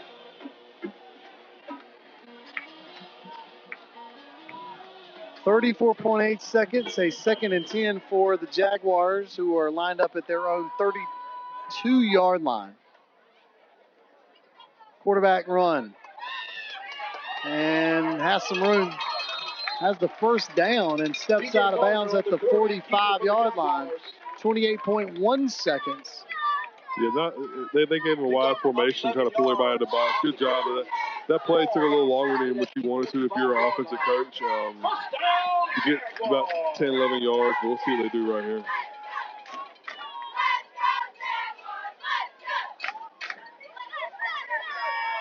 Quick pass. Ooh, quarterback is hit. And that was a late hit. And B.J. Gardner's pass. Gardner's going to pop up. He might have sold it a little bit. He laid on the ground until the play was over and then pops up. But a little bit of a late hit there. Personal foul, roughing the passer on the defense is the call. Yeah, I think, Caden seems to pulled up a little bit on that speed option when he shouldn't have, and then on the pass play, he laid a leg when he shouldn't have. So you got to figure out your times, take shots on the quarterback, and option is one. After he's throwing the ball is not one. So lesson learned there. But you did give them a shorter field with just under 20 seconds left, and a quarterback who can throw it deep. So you really got to hope that doesn't come back to hurt you and put you down at halftime. Yeah, seems to. And we're going to get a timeout here by the Jaguars. 12.2 seconds left. Yeah, I think a little confusion by the coaching staff. The rule is after an injury and nobody went out of bounds or a penalty, the clock will start when the ball is spotted. And I think the quarterback knew that, and coaches didn't realize it until he yelled up to the clock guy. But again, that's a rule, and that happens. And if you don't know the rule book, it can hurt you. A loss of about 7 seconds. So that is it appears to be their final timeout of the half. West Craven has one remaining. But you're not going to have a lot of time. You maybe have time for 1-2 plays. Penalty will obviously could extend the play, but if you're West Craven,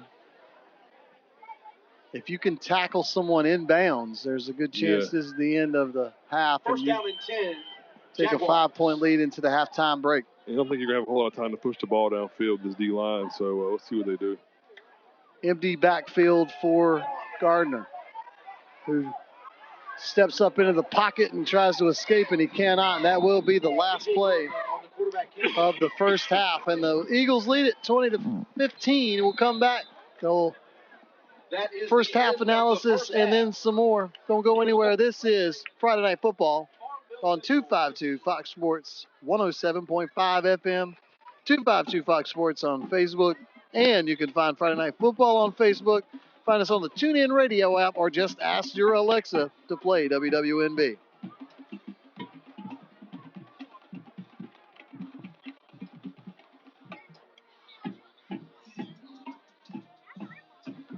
Jimmy L. Morris and Sons Contractors in Vanceboro, a proud supporter of West Craven Athletics, is building strong foundations for your grading and paving needs. Grading services are designed to provide a stable and level foundation for your construction projects, enhancing drainage, preventing erosion, and preparing your land for successful development. Jimmy L. Morris and Sons offers paving services that combine durability, functionality, and aesthetic appeal. Call 252-670-6749, and let's lay the groundwork for success together.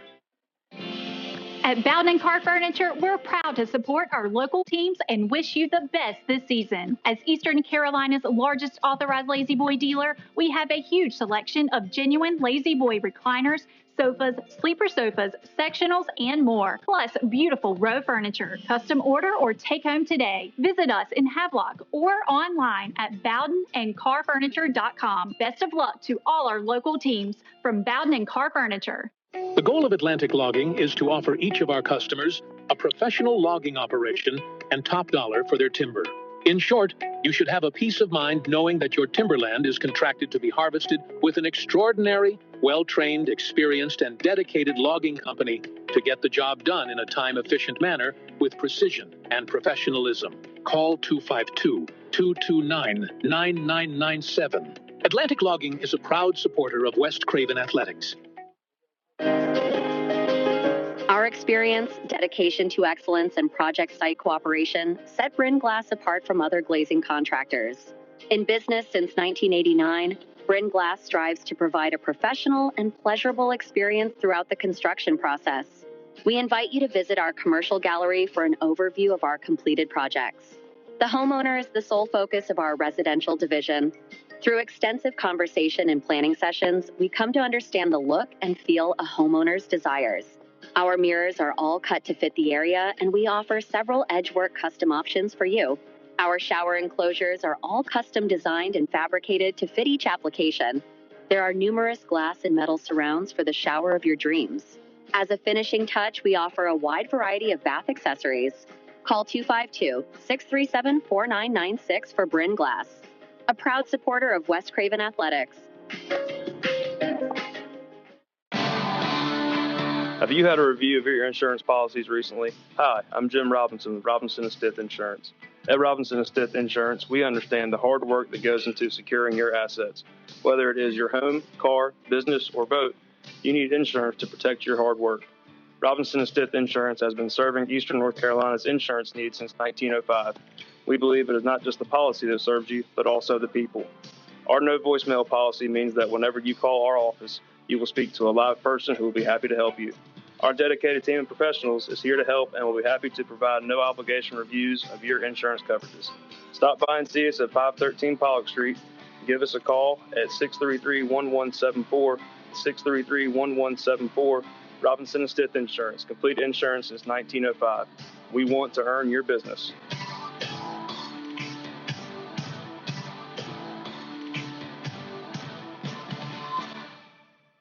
This is David Fernandez, Athletic Director of the West Craven Eagles. Your home for West Craven Sports is 252 Fox Sports Radio 107.5 FM.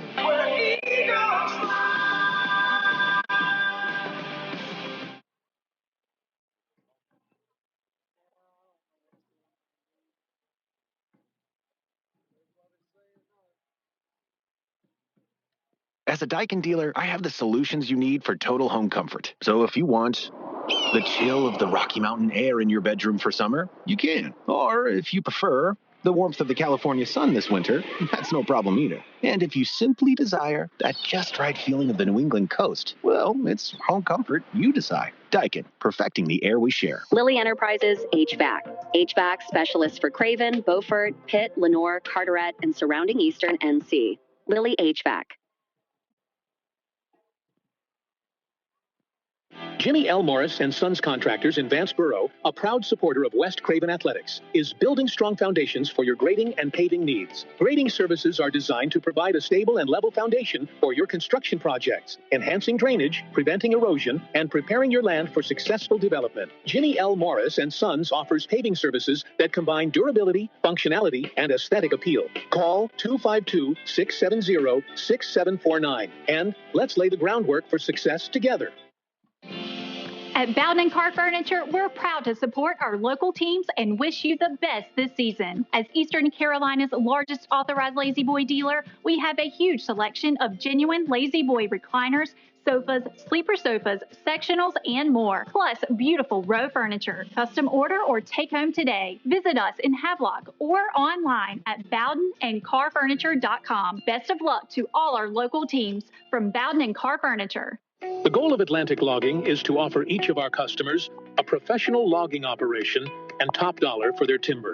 In short, you should have a peace of mind knowing that your timberland is contracted to be harvested with an extraordinary, well-trained, experienced, and dedicated logging company to get the job done in a time-efficient manner with precision and professionalism. Call 252-229-9997. Atlantic Logging is a proud supporter of West Craven Athletics.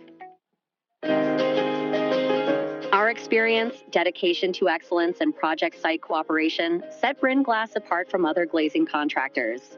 In business since 1989, Bryn Glass strives to provide a professional and pleasurable experience throughout the construction process. We invite you to visit our commercial gallery for an overview of our completed projects. The homeowner is the sole focus of our residential division. Through extensive conversation and planning sessions, we come to understand the look and feel a homeowner's desires. Our mirrors are all cut to fit the area, and we offer several edgework custom options for you. Our shower enclosures are all custom designed and fabricated to fit each application. There are numerous glass and metal surrounds for the shower of your dreams. As a finishing touch, we offer a wide variety of bath accessories. Call 252-637-4996 for Bryn Glass, a proud supporter of West Craven Athletics. Have you had a review of your insurance policies recently? Hi, I'm Jim Robinson with Robinson & Stith Insurance. At Robinson & Stith Insurance, we understand the hard work that goes into securing your assets. Whether it is your home, car, business, or boat, you need insurance to protect your hard work. Robinson & Stith Insurance has been serving Eastern North Carolina's insurance needs since 1905. We believe it is not just the policy that serves you, but also the people. Our no voicemail policy means that whenever you call our office, you will speak to a live person who will be happy to help you. Our dedicated team of professionals is here to help and will be happy to provide no obligation reviews of your insurance coverages. Stop by and see us at 513 Pollock Street. Give us a call at 633-1174, 633-1174. Robinson & Stith Insurance. Complete insurance since 1905. We want to earn your business.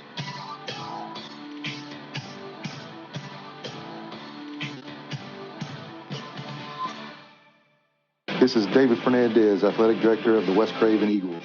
Your home for West Craven Sports is 252 Fox Sports Radio 107.5 FM.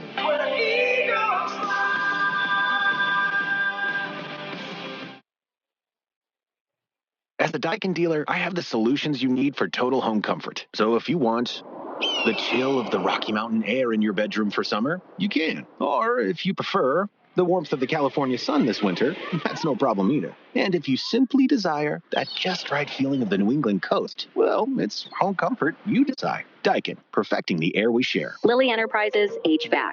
HVAC specialists for Craven, Beaufort, Pitt, Lenoir, Carteret, and surrounding Eastern NC. The goal of Atlantic Lilly Logging HVAC. is to offer each of our customers a professional logging operation and top dollar for their timber.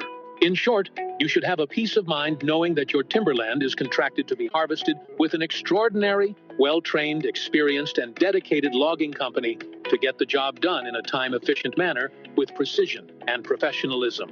Call 252-229-9997. Atlantic Logging is a proud supporter of West Craven Athletics. Jimmy L. Morris and Sons Contractors in Vanceboro, a proud supporter of West Craven Athletics, is building strong foundations for your grading and paving needs. Grading services are designed to provide a stable and level foundation for your construction projects, enhancing drainage, preventing erosion, and preparing your land for successful development. Jimmy L. Morris and Sons offers paving services that combine durability, functionality, and aesthetic appeal. Call 252-670-6749, and let's lay the groundwork for success together. At Bowden & Carr Furniture, we're proud to support our local teams and wish you the best this season. As Eastern Carolina's largest authorized Lazy Boy dealer, we have a huge selection of genuine Lazy Boy recliners, sofas, sleeper sofas, sectionals, and more. Plus, beautiful row furniture. Custom order or take home today. Visit us in Havelock or online at bowdenandcarrfurniture.com. Best of luck to all our local teams from Bowden & Carr Furniture. The goal of Atlantic Logging is to offer each of our customers a professional logging operation and top dollar for their timber. In short, you should have a peace of mind knowing that your timberland is contracted to be harvested with an extraordinary, well-trained, experienced, and dedicated logging company to get the job done in a time-efficient manner with precision and professionalism. Call 252-229-9997. Atlantic Logging is a proud supporter of West Craven Athletics. Our experience, dedication to excellence, and project site cooperation set Bryn Glass apart from other glazing contractors. In business since 1989, Bryn Glass strives to provide a professional and pleasurable experience throughout the construction process. We invite you to visit our commercial gallery for an overview of our completed projects. The homeowner is the sole focus of our residential division. Through extensive conversation and planning sessions, we come to understand the look and feel a homeowner's desires. Our mirrors are all cut to fit the area, and we offer several edgework custom options for you. Our shower enclosures are all custom designed and fabricated to fit each application. There are numerous glass and metal surrounds for the shower of your dreams. As a finishing touch, we offer a wide variety of bath accessories. Call 252-637-4996 for Bryn Glass, a proud supporter of West Craven Athletics. Have you had a review of your insurance policies recently? Hi, I'm Jim Robinson with Robinson & Stith Insurance. At Robinson and Stith Insurance, we understand the hard work that goes into securing your assets. Whether it is your home, car, business, or boat, you need insurance to protect your hard work. Robinson and Stith Insurance has been serving Eastern North Carolina's insurance needs since 1905. We believe it is not just the policy that serves you, but also the people. Our no voicemail policy means that whenever you call our office, you will speak to a live person who will be happy to help you. Our dedicated team of professionals is here to help and will be happy to provide no obligation reviews of your insurance coverages. Stop by and see us at 513 Pollock Street. Give us a call at 633-1174, 633-1174. Robinson and Stith Insurance. Complete insurance since 1905. We want to earn your business.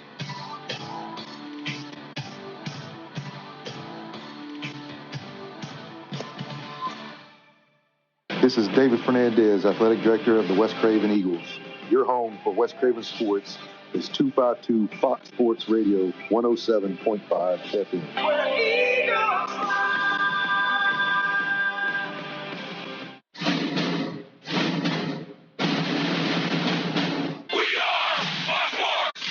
Friday Night Football. Friday Night Football. This is my woo!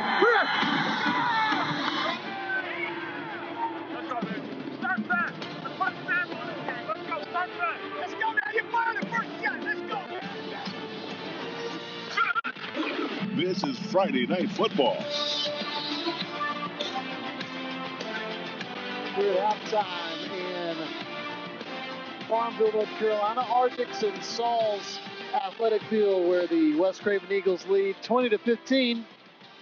1 minute and 22 seconds before we are getting back into action. Let me get you caught up on some other scores across Eastern North Carolina tonight, including the Havelock Rams, who lead J.H. Rose. Will Bland, of course, former Havelock quarterback, back home as the head coach, and Havelock looking for their first win of the season, and they do lead 14-0 right now against J.H. Rose. So, elsewhere, we got, again, our score here 20-15.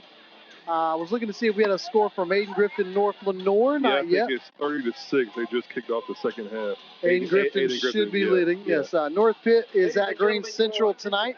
Would all Pitt County schools students please return to the stand? D.H. Conley is trailing at Garner right now, 21-6. We've got James Keenan leading East Duplin. That's a pretty nice battle, 21-15. East Carteret leads Swansboro, 21-14. Martin County over Southside right now, 42-0. Wallace Rose Hill is trailing the Patriots of Pender County, 14-6. North Duplin is all over Jones Senior, 47-0. Tied up between the Vikings of White Oak and the Vikings of Kinston at 6 apiece. Dixon leads the Southwest Onslow at the Corral, 27-8. Jacksonville all over Topsail, 20-0. And Laney leading South Central, undefeated South Central, 17-0. Tarboro and Southwest Edgecombe, of course, that team across the county, as they're called in Tarboro. South Brunswick leads Richlands 26-7, and again here 20-18. Excuse me, 20-15. West Craven on top as we're getting set for second half action. And guys, I almost swallowed a mosquito the size of a helicopter, so anybody can pick up at any time. Bud, what do you think of the first half? I think that towards the end of the first half, in the run game, that Farmville Central found something they like, which was they need to box out and get man-on-man blocking and be able to get their best athlete, the quarterback, the ball, and let him make some things happen. And, of course, their second touchdown drive after the turnover, they got in that heavy hammer type set with 3 H's, and a couple of them were offensive linemen, and snapped it to what I think is probably the best athlete on this Farmville Central team, number 7, Cam Hall, and let him just run power until he got in the end zone, and we saw what a big, strong kid he is. So I want to see how they pick back up in the second half, coming on defense first when they get a stop. And I really don't think West Craven has been stopped. I think they stopped themselves and they put themselves in position to score, having back-to-back penalties. I bet they have just shy of 10 false start penalties in the first half, which is ultimately frustrating. That's a penalty you can prevent It's not an effort penalty. It's not a physical penalty. It is a mental penalty pre-snap, and those are always aggravating, especially when you've had the ball inside the 15-yard line twice and worked your way out of the red zone with back-to-back mental penalties. You think anybody mentioned that during halftime? I think it was mentioned often and probably loudly. I'm very impressed with Farmville's defense. I think that defensive line has done a decent job. We've got a tight game here. I mean, we'll see how West Craven comes out of the half, and if they can push it down and score, it may set the pace for the second half. Yeah, I've talked to coaches at Conley and South Central who have recently played Farmville, so they're kind of trying to get a beat on them. And the first thing both coaching staff said was their D-line is hard to block. Their D-line is good. Of course, everybody talks about the quarterback, but coaches talking to coaches, they talk highly of that Farmville Central defensive line, and it showed in some of the runs that West Craven's had. They've been in the backfield, and they've pressured DJ a little bit. They also kept him contained, which I think is more beneficial for them than to pressure him, is to keep him in the pocket, keep his eyes downfield, and don't get upfield and create run lanes for a guy like DJ Davis to step up and run through, because he's hard to bring down the open field and elusive. So let's see if they keep it up in the second half or they try to go and get after him. How do you think West Craven's handled this hurry-up that Farmville's trying to put on them? It's tough when it's a hurry-up and it's a triple option team, so now you got to think about your assignment. Because a lot of times when you play a triple option offense, the same guy doesn't have the same responsibility every snap. You want to mix it up, kind of confuse his reads. Like one time we'll take the quarterback. Next time you have the quarterback, I've got running back or I've got pitch. So the hurry up kind of eliminates that, and you're able just to play base, which allows the read man to stay the same, which is a benefit for a triple option offense. All right, we're ready for the second half. West Craven will receive the second half kickoff, leading by 5. We appreciate, again, we're at a couple of disadvantages here. And again, so any patience dealing with our broadcast tonight, we certainly appreciate it. We have some internet shortages, if you will. I don't think lacking in the made internet. it to Farmville yet in Pitt County. Yeah. And so we're still on 3G here, and but in all seriousness, we are fighting through. So please, we appreciate your patience. We are working hard at trying to make some solutions. Here we go. Cuthbertson's going to get it at the 43, 44-yard line. He's going to now reverse his field and then try to hit to the far sideline. Breaks a tackle and He's still on his feet. again. Now he's going back to the near sideline. Has some room, but here comes a yellow flag. And somebody tell Cuthbertson already, because, you see it pretty hard on the second hit. There's a flag that comes in late. I think we got a late hit as well. So multiple flags on the play. Yeah, the first one's probably going to be some sort of blindside legal block. Yes. That happens when you reverse the field once, especially 3 times. And then that last penalty was just a frustration penalty by Farmville. The kid might have got the best of him, and he decided to take a shot when he had one, whether it was behind the whistle or not. So we'll see how they mark this off. So here we go. Personal foul. Targeting. Personal foul on the other side. There are offsetting penalties. Correction. 2 penalties on the play. 2 penalties. 1 personal foul. 1 personal foul. Also a personal foul penalty. Are they going to re-kick? On Farmville Central. You go walk 15 and walk 15 again? That is going to end up being offsetting penalties, though, right? Or is he saying the West Craven marked off by the official? I guess he just wanted to get his steps in. Okay. Okay. Isn't that where the play ended? The ball will now be spotted at the 50-yard line. I'm not sure where I am anymore. Yeah, that was unusual to see a white hat kind of, I guess, assert his white hatness. Well, handoff up the middle, so about the 4-yard line. That's why I don't have I don't have a white hat. It's hard to keep them clean. A turnover here, and Farmville Central is going to come up with it. Yeah, you lose a possession right here, which hurts. So they ran that GT counter, and the first guy held him up, second guy came in and ripped the ball out. I think he just rolled over and on his way down was able to rip the football out and hold on. So sign of a good, well-coached defense. We were able to first guy get there, hold him up, second guy strip it out. You hate that happens, but that is a really good defensive play. So the Eagles had great field position, but turned the ball over, and now the Jaguars have an opportunity, a handoff. The first back through is going to pick up maybe 3 yards, close to midfield. We'll say 3 yards for Johnson. Yeah, look, that ran that triple option again, and of course they want to box it and make him give it. So you don't want the quarterback to keep it because he is their best player. So good job of controlling who takes over, who handles the ball. And that's why you don't want the quarterback to keep it right there. Gardner keeps it, and he's going to get into Eagle territory and brought down at the 45-yard line. Yeah, that was always my mentality calling against a triple option offense is I can dictate who has the ball. Right there, that was a straight quarterback design run. So good job of getting their best player the ball. Pistol, quick screen pass. And just trying to get enough to get the first down. He's close. Number 17, Jamarion McDowell. McDowell, the receiver, and it'll depend on the spot. It looks really close. I'm not sure if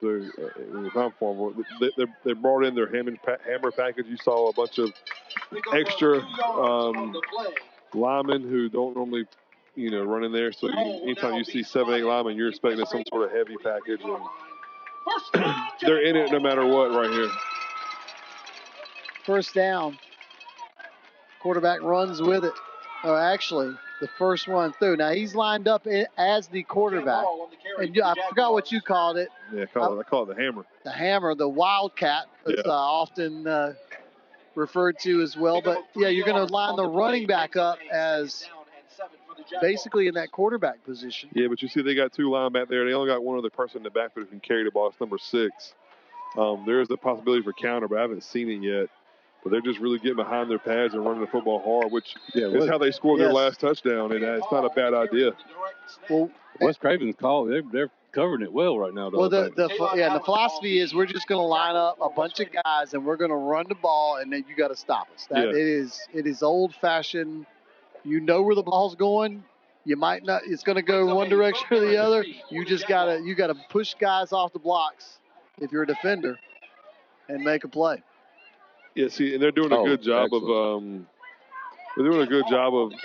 logging the Seamster who's on the edge. He kind of widen out, so he come a little flatter, but they're pulling around and logging him, so it turns into a double team on the edge. And you see him coming off the field. I mean, that is a long night for a defensive lineman to take on 1, 2, sometimes 3 guys per play in the blocking scheme. And I've lived it as a D lineman. I've lived it as a defensive coordinator, and it's frustrating. Now you can kind of find somewhere else to attack. Maybe try to string it out, run it down from behind. There's more than one way to defend this play. And you hope West Craven figures it out. But I found my most success when you're not necessarily overloading one side. You hope to get a stalemate on one side and then shoot through a backside gap that they're kind of getting lazy and blocking because the play is going away and try to run it down from behind. That's where you usually find these plays as a tackle for losses. Now, another option would be to put your better, physical Emmanuel Miller on that side and make them block him and give your quicker guy from the backside. There's so many ways to do it. And, again, it's just a nightmare of an offensive formation. We ran it on offense as Kinston, and I loved it. I remember telling the head coach, I was like, if you don't come out and hammer the first play of the series, you should be fired. Just messing with him because I do think it is, from a defensive coordinator's perspective, such a hard play to defend. Well, there's a measurement on the play. It appeared to be visually short, and it is still about 1.5 feet or so. They've got to wait for the other chain gang members to get lined up, maybe 1 yard, and this flag is gonna This might change the thought process here. Yeah, I mean, you had the measurement, so you had a little bit more time to talk about it. You felt like you drew up a pretty good play, and then you jump off sides and put it at 4th and 7, and you're probably going to get the regular offense back, because that 7 yards is a long run when everybody knows who's getting the ball. But again, in that formation, the only other kid who can carry the ball is number 6, who's out here playing this right side wing.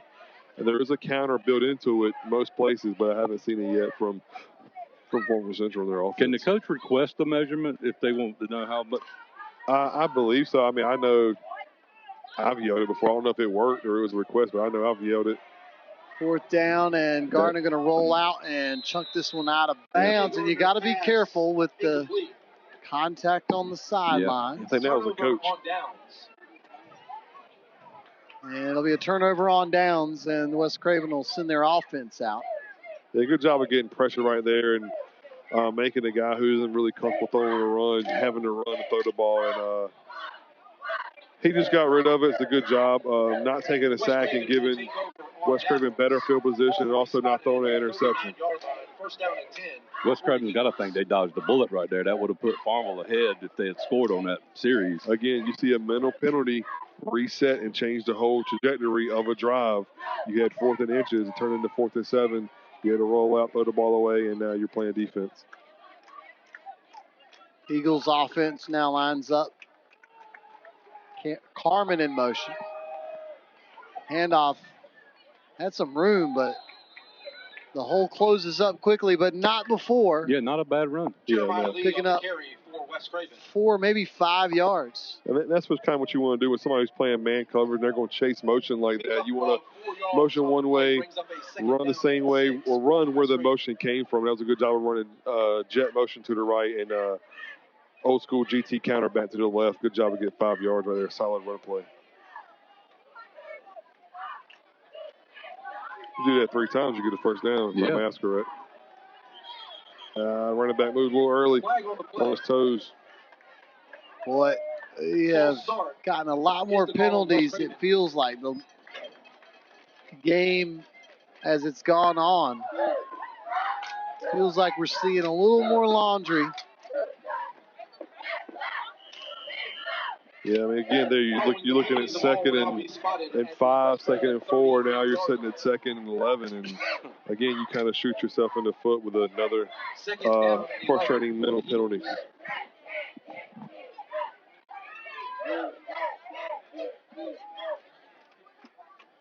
Man in motion. Jet counter again. Not much there. Maybe a yard or 2.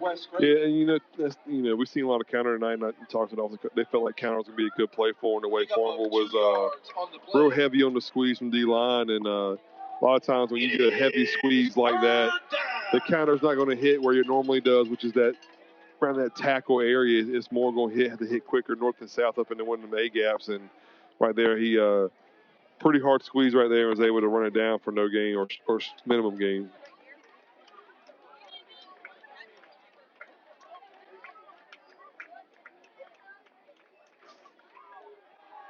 Davis pressure, throws, and he was just trying to get it out of his arms before he got brought down. And 4th down, punt team comes out.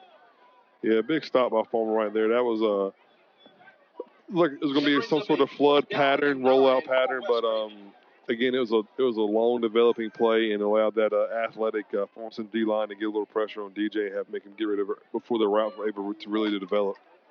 Yeah, that D-line has really had good pressure in the backfield tonight, I feel like. Yeah, I mean, they're athletic. I mean, you look at the guys, they're big guys who are long and athletic, and, that's kind of been Farmville's MO as long as I've been around Pitt County, is they're going to have super athletic, strong guys. They might not have enough as much as everybody else, but the guys they do have are very good football players. Little fake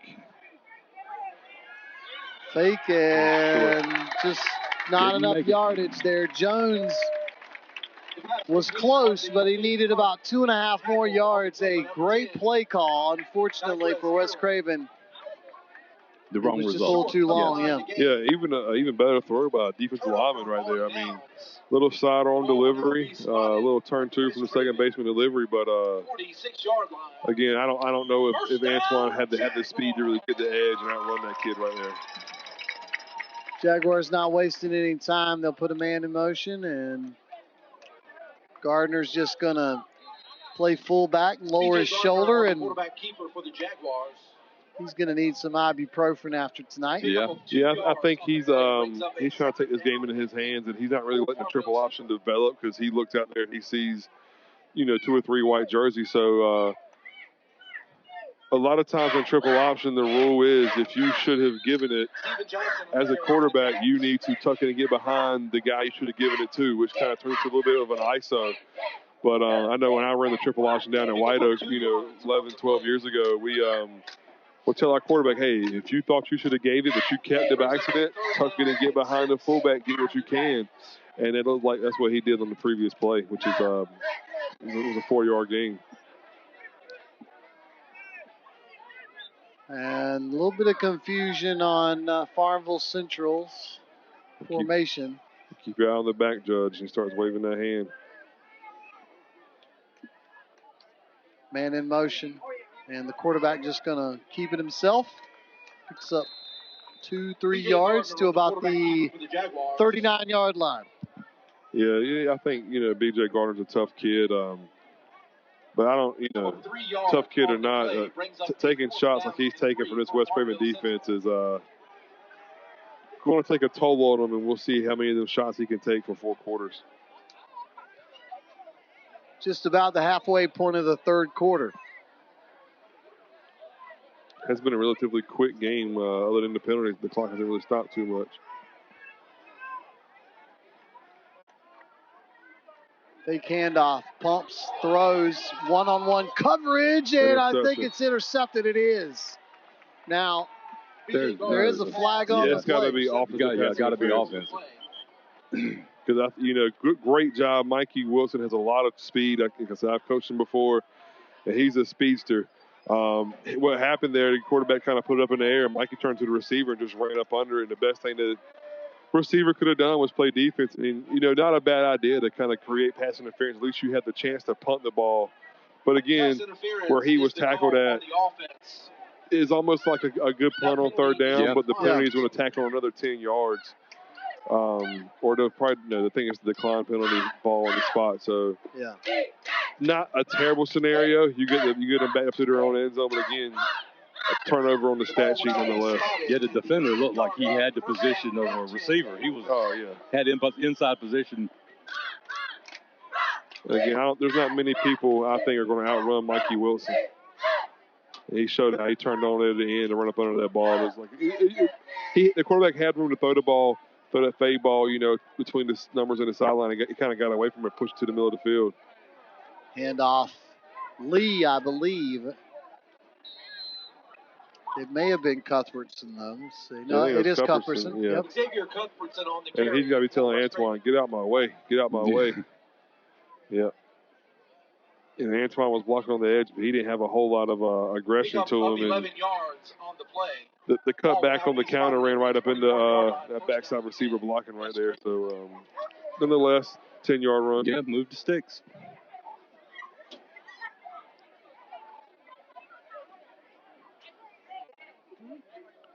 You're talking about bugs earlier. You look up in the lights, it looks like the scene out of Jurassic Park. Those are huge. Cuthbertson going to run around he got the right edge. in. He has lots of room. Still on his feet down the sidelines, and he's going to step out of bounds, and he's right at the midfield stripe. It depends on where they spot it.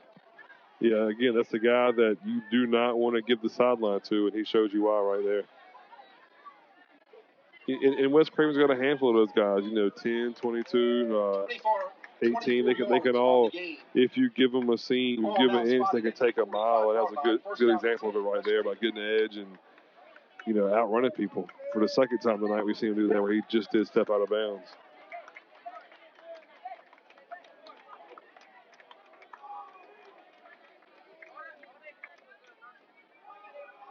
Davis going to keep it himself. Steps out of bounds. DJ Davis on the carry for West Craven. Yeah, quarterback counter bash concept right there. Give Cumberton a break. You see he's been over and walking like. Yeah, they had marked it at the 45-yard line, so it's a pickup of 3. The player, just like Antoine Jones down the sideline. Yard line of West Craven.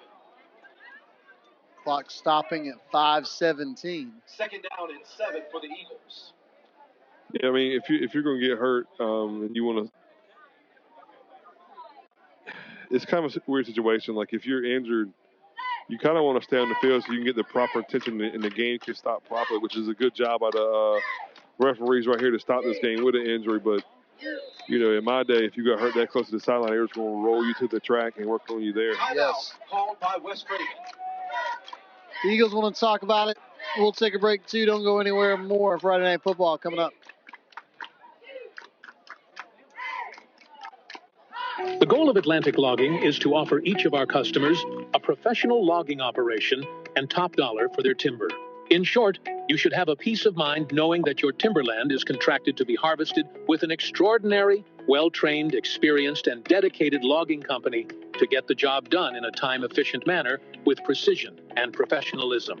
Call 252-229-9997. Atlantic Logging is a proud supporter of West Craven Athletics.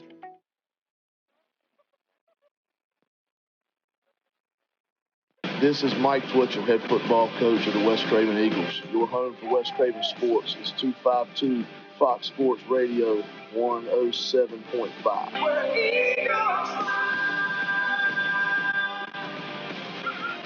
This is Friday Night Football.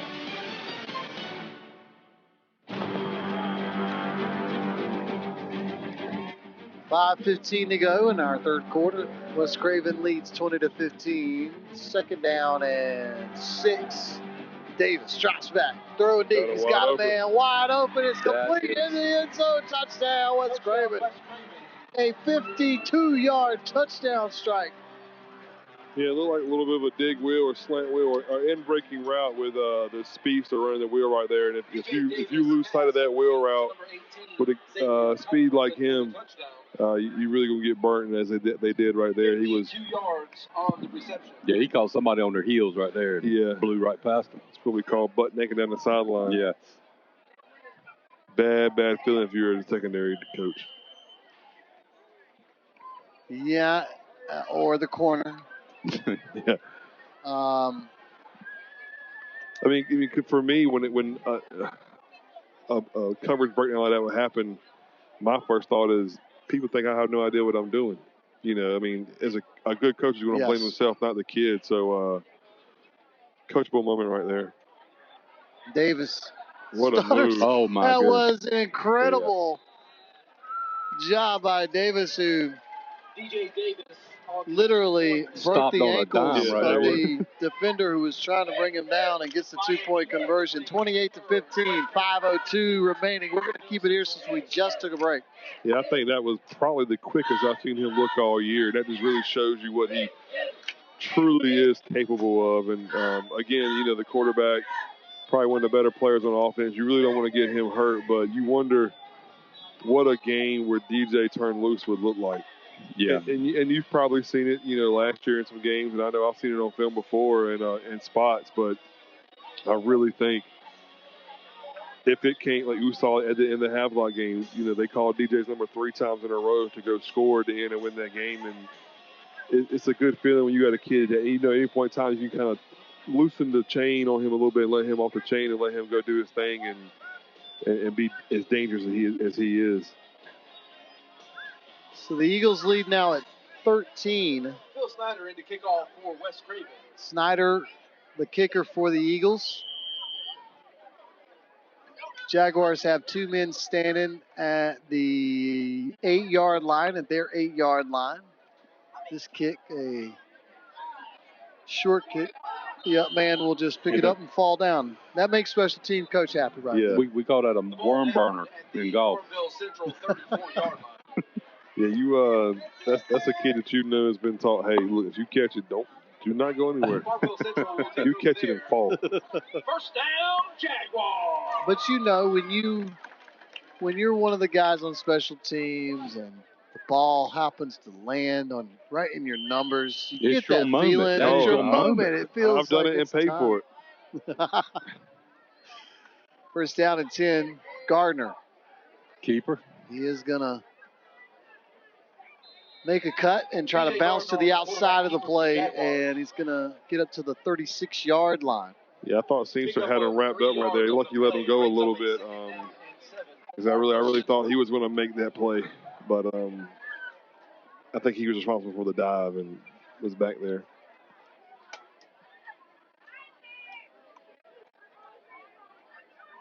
There he is. And that's an example right there of exchanging responsibilities. In the play before that, Seamster had the dive, and then they changed the call, and now he has a quarterback, and it makes the read a little blurry for that quarterback, which slows that option down, which slows that athletic quarterback down. So good call right there by the defensive coordinator, switching up the reads. Great job by Seamster getting to the quarterback. Screen pass. Johnson just trying to get some of that yardage back. That was a good play, but I don't think it's fourth down territory right here. But no, I don't think so either. Not with the way the West Craven offense has been moving the ball outside of penalties at will. They still have to be mindful of this fake. So, yeah, I mean they do it. They got Conley with it, and again, you know, you want to pay a little more attention to number 9 on this side, but it looks like West Craven's lining up like they're supposed to. They got 3 for 3, and then a protector, and of course the return man's a little tighter. Yeah, he's way up. High snap on the punter, and it's almost blocked, but he is going to get it off. It's a short punt. Gets into Eagle territory, rolls out of bounds shy of the 40. They're going to spot it at the 42. Good gracious. Yeah, and that's an art. You know, that's something that if you ever watch a college practice, they'll spend their pre-practice working on how to block a kick. A lot of guys, you know, it's a natural habit to go straight up with your arms, but you want to get long, not tall. You want to get out in front, and you know, I've blocked a few kicks in high school, and one of them I brought in with my face mask, and that wasn't any fun at all. So I learned real quickly to use my hands out in front instead of my chin.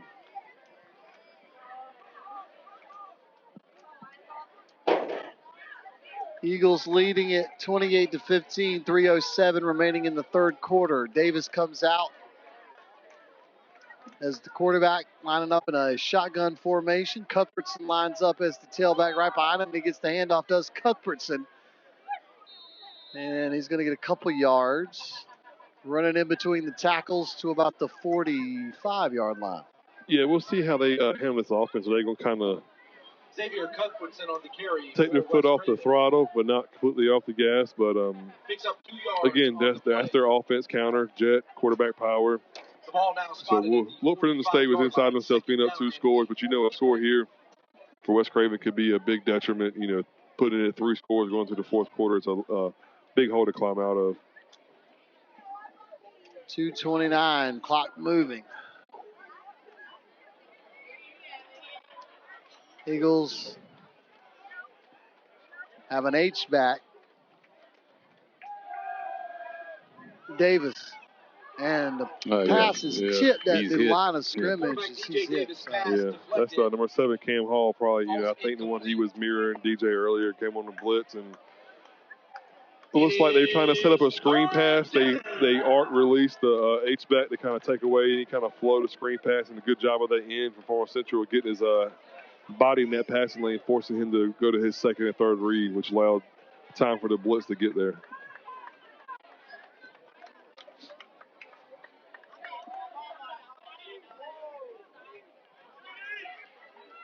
So the Eagles facing a third down here.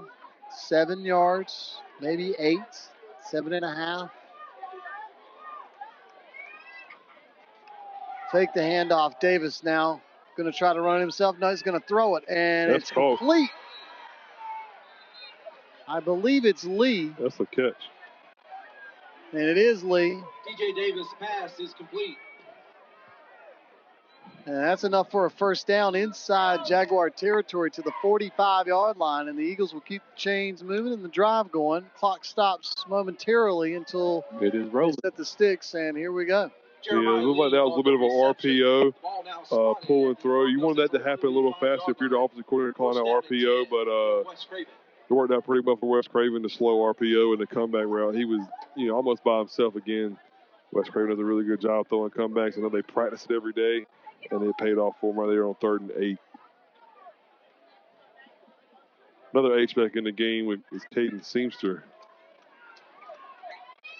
This trio set to the right. Handoff. Oh, good. Lots of room. Good hold. Plenty of room. Up to the 30 and inside the 30, inside the 25, all the way to the 23-yard line. I believe that's Cuthbertson, who took off as if he had a rocket engine strapped to his back and just hit the gap and took off. Yeah, that's that counter they were talking about. They could do hit the counter quick in the A gap, and again for the 4th or 5th time tonight, he was able to hit it up in the A gap and get 10+ yards. And, that counter looks different when Culberson puts his foot in the ground and gets vertical. It looks like it's a different play and a different speed when he's running it. As he's back to running back again right here. Clock's under a minute to go here. I look for DJ to pull this, try to get out the back door. They're probably going to overplay the counter. Davis, I believe, trying to milk as much time as he can. And this time he will hand it off. Cuthbertson bouncing it out to the outside and close to first down yardage. I believe he's got enough inside the 10 to the 6-yard line, maybe the 7, depending on the spot. And he steps out of bounds, stops the clock. Yeah, this is what you've been hearing. You talk to the coaches at West Craven how dangerous this kid is. He showed his ability on return game last week, and he's had 2 big catches. He's had a handful of big runs. I bet he's probably just north of 120 yards by himself total between receiving and rushing tonight. Seems like he has really good vision too. Like he is making some excellent moves. Yeah, he's does a really good job of setting up his blocks and understanding space. Davis looking to throw into the end zone and knocked away. Good defense. There it is. And they're going to get it for celebrating. Is there celebrating? You can celebrate, but you cannot talk to the other player. And he started that celebration by getting in the face of number 10. That's what drew the flag right there. You can celebrate all you want to with your team, but you cannot make a gesture or make it seem as if you're talking to the other team, and that was his mistake right there. And what is that penalty? I'll tell you what you got to do.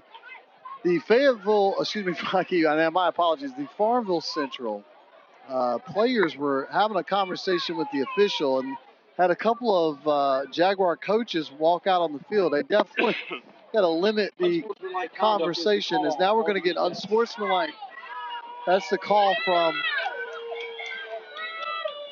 the play. The penalty is half the distance to the goal line. Ball will be spotted. At that point right there, first down and goal from the ref made the call. You got to talk to your kid about being smart down there about a goal. You just made a really good play. You can't ruin it by a penalty right there. And of course, the fans are booing, but nobody knows what was said except that referee that threw the flag. So again, you cannot get into. And look, as a DB guy, I thought that was a great play by number 10. Oh yeah, he had excellent defense. And everything about it was textbook. The right hand up, the right chest to chest with the backside kind of fade or comeback route. Everything was textbook up until the penalty. So Dave, the only thing you could have done. The only thing that could have been done better is Davis could have got that pass out just a hair second sooner to beat the defensive player. But defender did everything right on that play, except. And the ref was right there like he was in the coverage. Yeah. Just a little bit of jawing goes a long way. And I don't know if we're going to get a playoff before the end of the 3rd quarter. Yeah, they're probably going to take it to the 4th quarter and try to go up 3 scores in the 4th quarter. And that appears to be what we're going to do. That's it. Final quarter is going to be on the other side of this break. Don't go anywhere. This is Friday Night Football. 28-15 is our score. West Craven on top. Farmville Central 15. We'll take a break.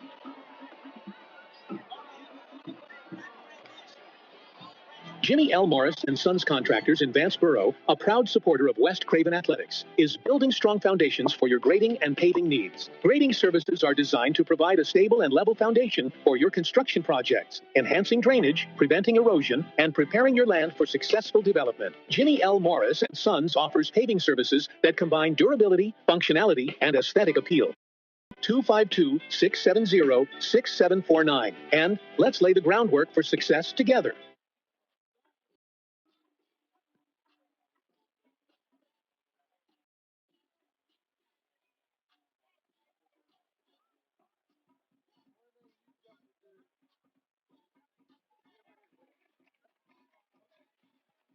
Jimmy L. Morris and Sons Contractors in Vanceboro, a proud supporter of West Craven Athletics, is building strong foundations for your grading and paving needs. Grading services are designed to provide a stable and level foundation for your construction projects, enhancing drainage, preventing erosion, and preparing your land for successful development. Jimmy L. Morris and Sons offers paving services that combine durability, functionality, and aesthetic appeal. Call 252-670-6749, and let's lay the groundwork for success together.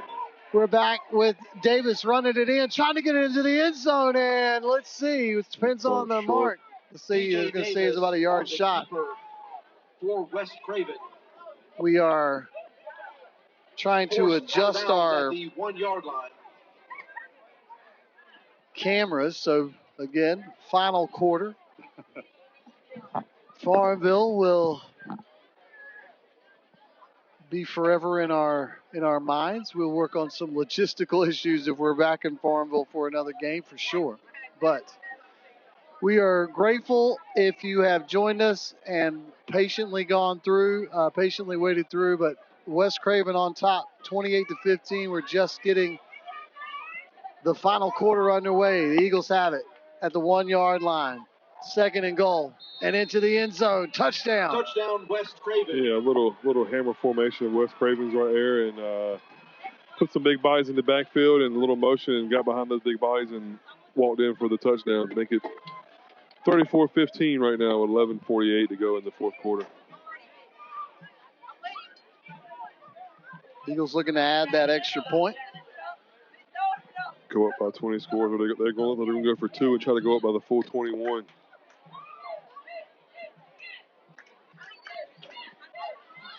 Long, what we call a sugar huddle. Offensive line set and the skill players huddle up. That hammer formation in West Craven, I mean, good night. Would you not want to run behind Emmanuel Miller and Landon McCarty? All night. Yeah. I think I still could now. Cuthbertson in motion. Davis, jump pass. The spirit of nice. Tim Tebow lives on. A 2-point conversion good and put 2 more points on the board to make it a 20. The 2-point conversion is good. With 11:48 left to play. Yeah, that's got to be enjoyable for a kid that works as hard and plays as hard as he does on defense. Caden seems to kind of get in the box there for a 2-point conversion.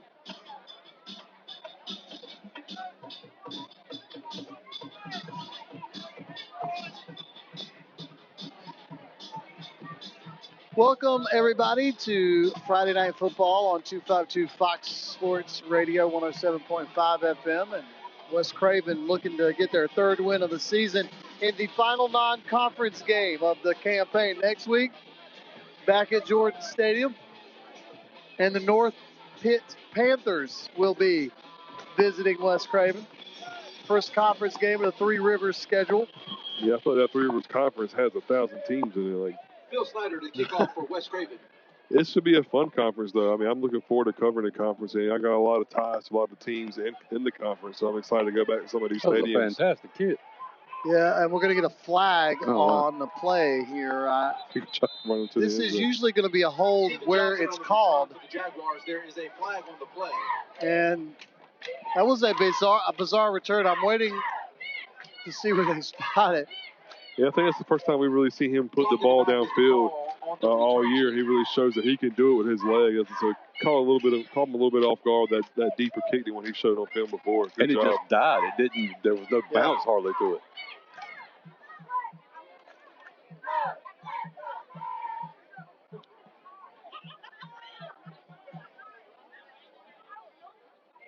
The ball will be spotted on the Jaguars' 10-yard line. First down, Jaguars.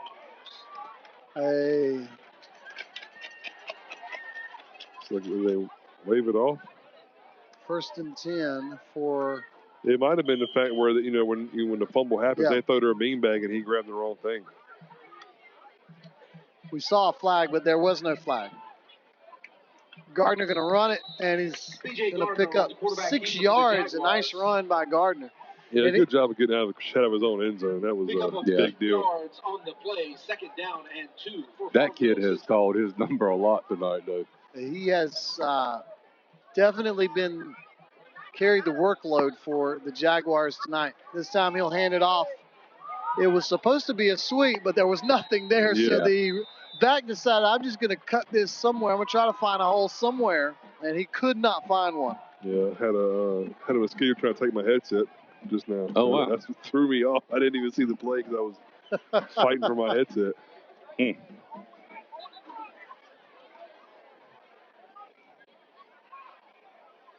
Jamarian McDowell on the carry. Another empty set. Picked up 2 yards on the play. First down, Jaguars.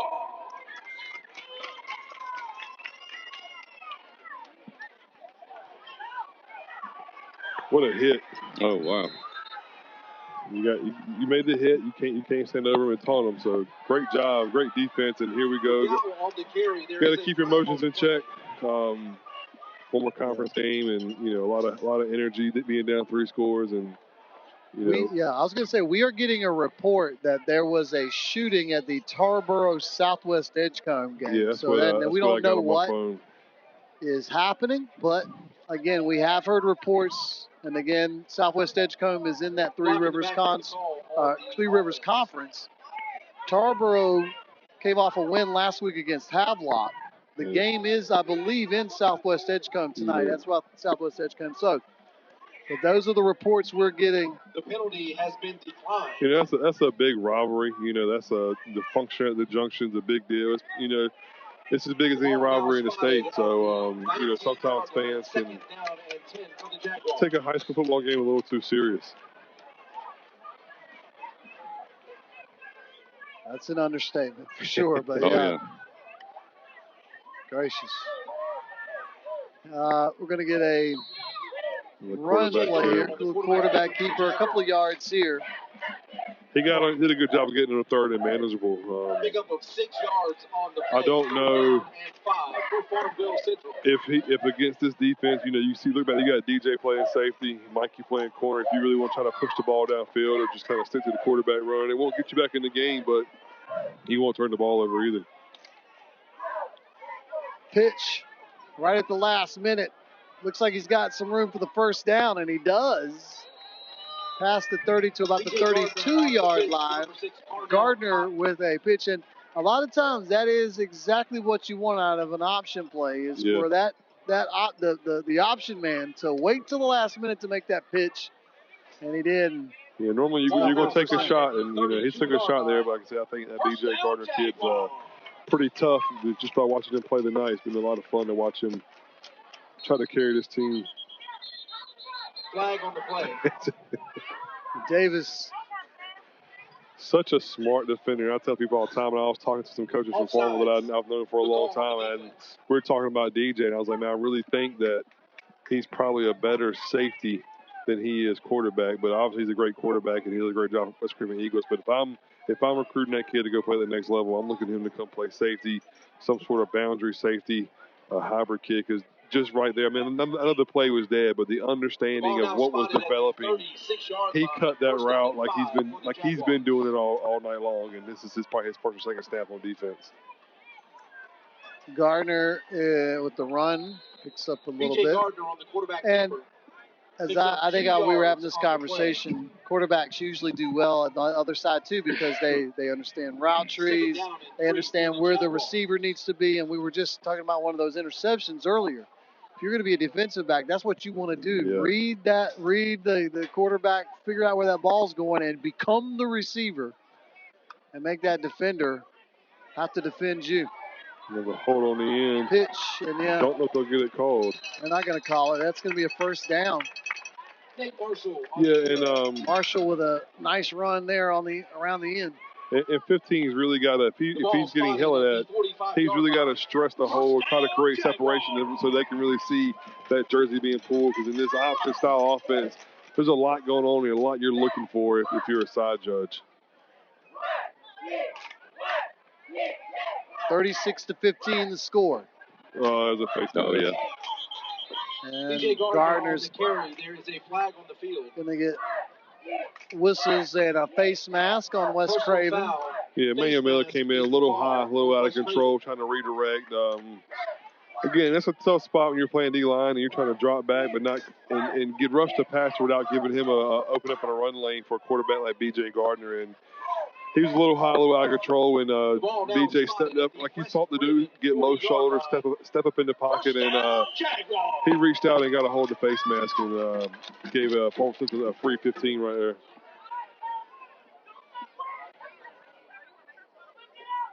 Clock moving with 8:15. Gardner going to run with it himself. And tackled inside the 40 at about the 36-yard line. Pickup of about 4 yards there. Yeah, solid tackle by Landon McCarty there. You know, they had a big collision earlier, but he broke down and made a good solid form tackle right there. We're going to get a whistle before the playoffs. This should be a false start, but let me not get ahead of myself. Legal shift. Yeah. Flag on the play. I always call that wrong. Shift is the call. It is an illegal shift. You're still moving when you're not supposed to. Right, yeah. And, you know, and we were talking about the illegal shift penalties we had at the Wilson Prep game and talking to the coaching staff prior to the New Bern game about that. The referees who were calling that really were calling it wrong all night. They kept saying that you can't go in motion with a tackle and a 2-point stance, and that couldn't be further from the truth. Yes. So looking back at those type of penalties we had that Wilson Prep game we kept talking about was really, for the first time officially, an official's fault. I mean, you normally you blame the official, but you don't blame the official in the public. But that time, they were absolutely wrong. Clock at 7:45. Man in motion. Gardner fakes the handoff, and Emmanuel Miller has him in his B.J. Gardner on the hands. And I listen, if you are a coach in the college level and you see guys like C.J. Mims or Braden Manley or Kazim Moore who are doing well at Virginia and North Carolina and Georgia Tech, and you're thinking, is there another guy on this team who might slide right into this? I'm telling you, Miller is definitely a guy who I can see. Yeah, you know, I think he doesn't have the height or the length some of those guys have. Yes. But as far as football player, I mean, you can see right there, like, good night. I mean, that was literally tried to block him and untouched. You know, if he was 6'4", it'd be a no-brainer. But he's probably 6'1", 6'2"-ish. You know, and you know, me personally, a team of the upper D2, lower FCS level could grab him, and he could be very successful for them for a long time. Because, you know, the main goal of playing college football is to end up with a free education. That's right. And nowadays, a little money in your pocket. Absolutely. And we saw even with some of those guys, if you do well at a place, very easy for you to find yourself somewhere else really quickly. Yeah, Braden Manley, who I coached in the All-Star game, he went from FCS Mercer to Georgia Tech and was playing well. Ball on the ground. Ball on the ground here, and that Eagle defense swarming, and the ball is on the ground, and I think it's going to be a turnover. Right about at the halfway mark of this fourth quarter. Jaden Garris recovered the fumble on the play. So Jaden Garris is going to come up with it, and the Eagles will send their offense out. I would assume they're going to try to keep that clock running on this drive. The Yeah, you can see it kind of falling apart for Farm Central right here. You're seeing what you don't really want to see, which is coaches interacting with the crowd. You got to keep your headset on and keep your eyes on the game and focus on finishing this game the right way and finish it safely. So, you kind of hate to see that unravel, but you look for West Craven to really just run the football right here and try to get out of here with everybody as healthy as we can. As being as banged up as they are, heading into conference, they had Ben Dennison banged up a little bit. And then tonight, you look across the sideline and you see number 0, the athlete, in street clothes with his jersey on, no shoulder pads, no helmet. That we don't know what that injury is, but you don't want to go into a conference game without all your horses. And it looks like that's might be the case for West Craven next week, heading to or when North Pitt comes to town.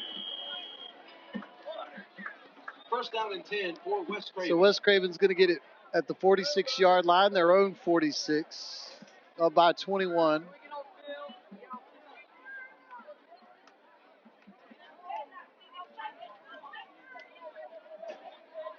Handoff to Cuthbertson. Makes one cut, makes the guy miss, 2 guys miss. Third guy will shove him out of bounds. Oh, yeah. He's got to stay in bounds on that. Yeah, good run. Again, they're in that 20 personnel with an H-back and just running simple power counter looks. And, again, over pursuit with the fast and he's putting his foot in the ground and getting vertical in them A and B gaps. And they really made their money tonight doing that in the second half especially. I know Clay Jordan talked about it before the game, and that was probably a point of emphasis at halftime is, hey, let's stick to what we had playing. Let's run counter, let's run power, and try to hit it quick and early with these athletic linebackers and D linemen kind of over pursuing.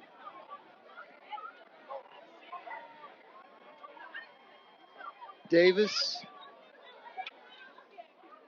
gets the snap, hands it off to Cuthbertson again. This time Cuthbertson's going to get met after a pickup of about a yard, maybe Xavier 2. Cuthbertson on the carry for West Craven. Good run, though. Kept the clock running. Gained a little bit. Wasn't a whole lot there. I don't think the skip pull got to where it needed to get to, which made him try to have to bounce it outside where, again, the Farmville Central defense was waiting for him. Yeah, and you mentioned that if you tune in late, Clay Jordan, the head coaching duties tonight. And no, you did not step into a DeLorean time machine or Bill and Ted's phone booth. But Mike Twitchell not here tonight, and so Coach Jordan taking over those duties tonight. He's not done well. Or excuse me, he's not done bad, excuse me. There you go. Handoff. No, excuse me, Davis going to keep it himself up the middle. Touchdown. Touchdown, West Craven. That was a good play design. I don't think it's really running the score, but just kind of running their offense. And that was the read that Farmville Central gave him. It's a read option, and everybody bid on Cuthbertson around the outside, and DJ's able to pull it and get up underneath the defense right there. So, some people might see us running the score up. There's 5 minutes left. They got to run something. And they happen to run that, and when a kid like DJ is able to pull it and keep it and find a little bit of room, most of the time he's going to make you pay. So, again, just running their offense right here. And and they're not trying to throw the ball downfield. It was just a run play, and they couldn't stop him. Yeah, and I've seen games. I've been a part of games to where I say this because I'm laughing about it now, but when I was a younger defensive coordinator at White Oak probably 11 years ago, we were playing West Craven in the game, and Clay Jordan, I guess because of the look I gave him, they were up 2 or 3 scores, and he took a shot downfield, and we ended up intercepting it. And, young, hot shot defensive coordinator, I'm celebrating. He looks at me and just shakes his head. I'm like, yeah, I know. This is the last game of the year. We won't go into the playoffs, so I was trying to find victories wherever I could. And at first I was like, why are you throwing the ball in the game? And he's like, why are you giving me this look? And I'm like, yes, sir. Yeah, and I kind of goofed up. I was trying to say he's not done too bad for himself. Yeah. Someone who hasn't roamed the sideline as the head coach in over a decade. But listen, when you've won as many games as he has, and Eastern Regional appearances, Eastern Regional Championship in 2008, state runner-up in 2008.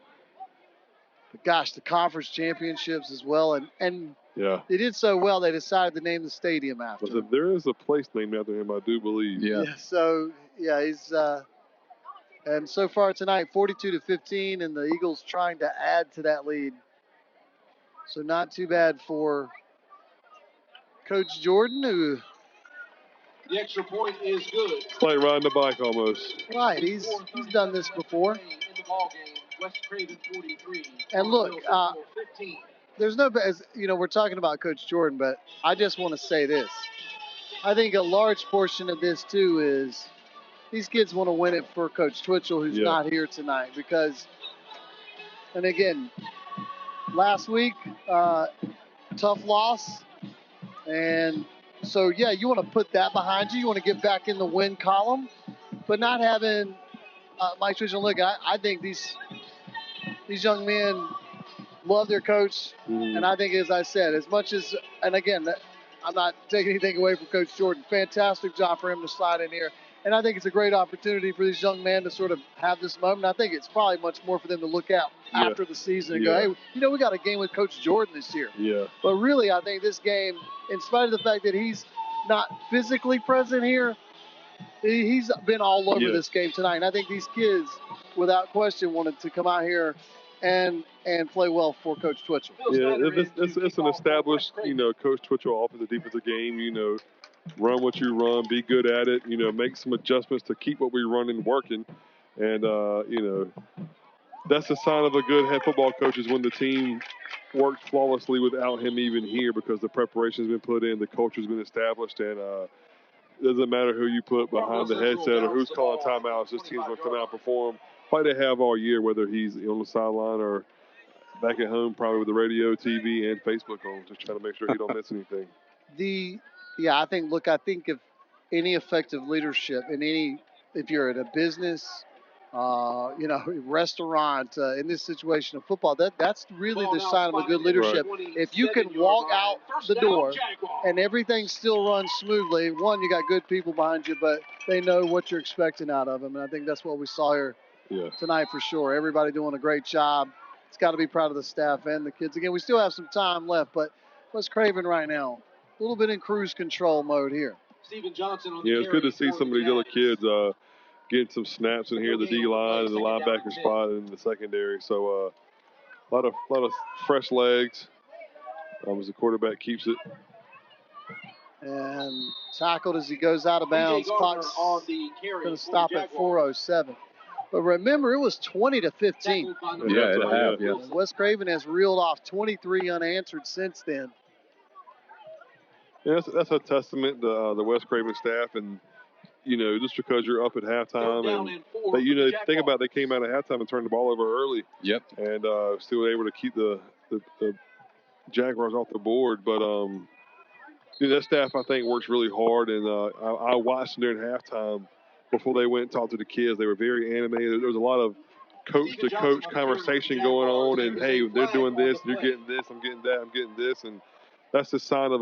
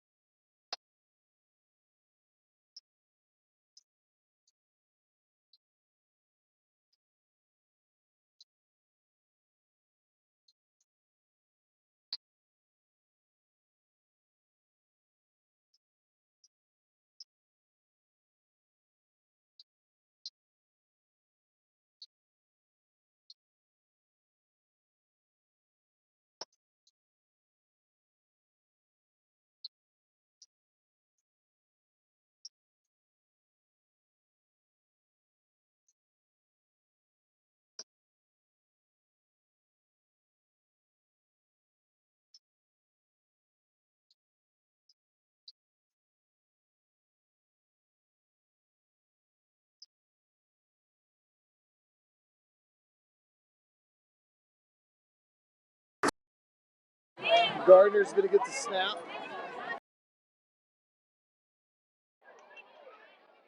And West Farmville Central is... They're going to be 4 yards short. With the completed pass.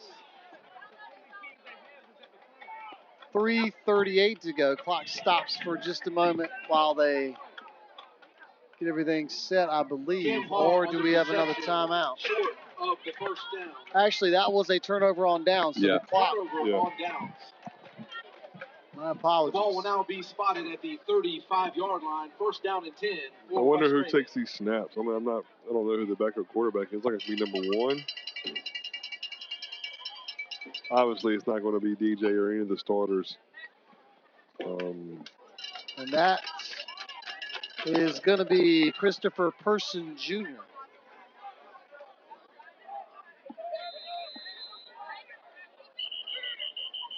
And we're going to get whistles and a timeout. I don't know if this is, I wonder if this is Chris Person, who also played around that same time with Justin Hardy when Austin, your son, was playing. They had a pretty good, and then the year before that, it was Brett Mooring was the quarterback, and Hardy and Person were your wide receivers back then. So I played against the running back. I remember I was at Conley my senior year. He was by the name of Pierre Bell. Oh yes, Pierre Bell. He was he's pretty good. He was solid. You know, I played a little D-line and at Conley my senior year, and thought I had a clean shot on him. Yeah, made the wrong business decision on that one. I'll just say that. First down and 10. Feels like he could have squatted a harvester or something. Oh right? man, He just that was a painful tackle attempt. Person is gonna run with it. Look at the jukes and moves. Still on his feet. Reagan tackles inside the 20 and close to the 10-yard line is Chris Person Jr. And what it looks like, they had to run a player on late in Farmville Central. It ended up being the quarterback running on late, and I don't know if he got in the right spot, but it was a good read by Person and even better run. Which one thing I do want to see, as a coach speaking, is when he gets it up the field, you want to see him tuck that ball a little bit more. He's a little loose with the football. You don't want to be able to see the football in his arm from behind. You want to get it a little high and tight on that chest plate. West Craven knocking on the door again, looking to add to their already 43-15 lead. You kind of want to see the young kid get get some meaningful carries right here. You kind of want to see him get in the box right here. Person, the quarterback, fakes the handoff. Now trying to get around the end, and he's going to get tackled short of the end zone. Stays in bounds, gains 2 or 3 yards, and the clock still runs. So not a bad play. 2:35. They're actually going to say he did not get out of bounds to stop the clock. So keep that clock churning. Which was a good job by that kid. Down and goal for West Craven. Yeah, even if he might have went out of bounds, I think that sideline judge was going to wind it anyway. Nobody was going to know on this side of the field anyway. Taking their time are the Eagles. And again, they have the game well in hand. Looking to get their 3rd win of the season and start 3-1 on the year, which is better than their mark last year. They started 2-2 heading into the conference play, their first game in Hayden Grifton in conference last year. This year it's going to be North Pitt at home. North Pitt led by former Pirate C.J. Wilson. Got a lot of nephews and stuff on that team, and I've seen some film on them, and they're a pretty solid football team. They're just like Farmville Central. They stay in the game long enough like they did last week with Conley, they can end up coming out with a victory. So they're going to have their work cut out for them every Friday night this year during the conference run.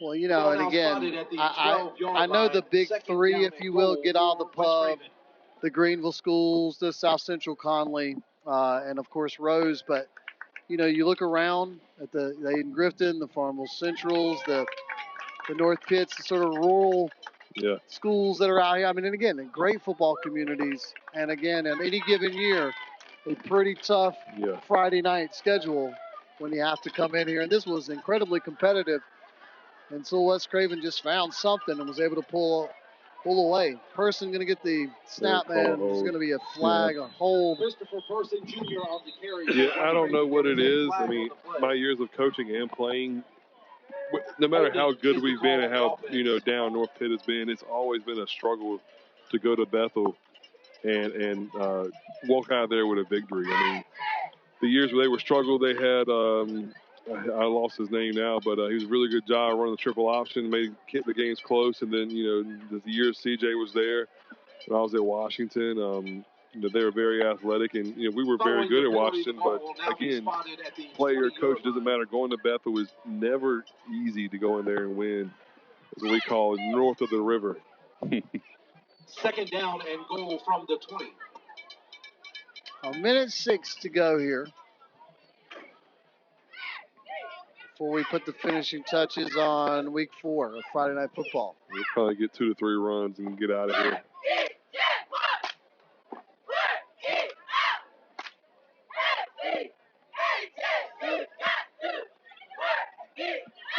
Person has come in and gotten some valuable reps at quarterback, which is always good. Anytime you can get some of your younger players in and you're looking around, and I'm seeing numbers lining up at wide receiver and at H-back, this is always good. Gets him some time, and this time Person is going to take a knee, and that is, I think, of where we're going to call this a game at this point. I don't think they need to line up for another snap. And so the West Craven Eagles, they're going to get their 3rd victory of the season. For Farmville Central, they fall to 2-2. Both teams now are going to head into their conference portion of their schedules. But I can tell you, again, very competitive early. In fact, we'll go back to the fact it's 20-15, and this looks like it's going to be a dogfight. Ladies and gentlemen, that is the end of tonight's ball game. Just didn't happen. So West Craven 43, Farmville Central 15. And no. But yeah, let's go ahead and wrap it up, guys, and get some final thoughts here, and we'll head out the door with this. But West Craven, again, a very big win, and again, grabbing that momentum back heading into conference is always a positive. Yeah, especially coming into place at Farmville Central and getting a big win.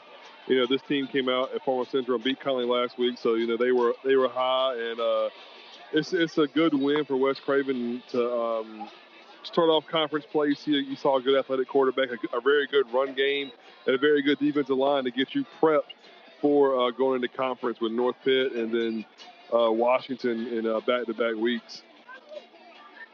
So, and again, a couple of positives here tonight, especially when we're talking about some of the injuries and knew that we were going to have some guys not being able to play tonight for whatever reasons. We had DiNapoli have an injury early in the game, so had a lot more of Cuthbertson at running back, which, again, he did a fantastic job. So in a game, too, where you don't have your full entourage of players, and again, as we mentioned, a little bit of again, Twitchell not here tonight.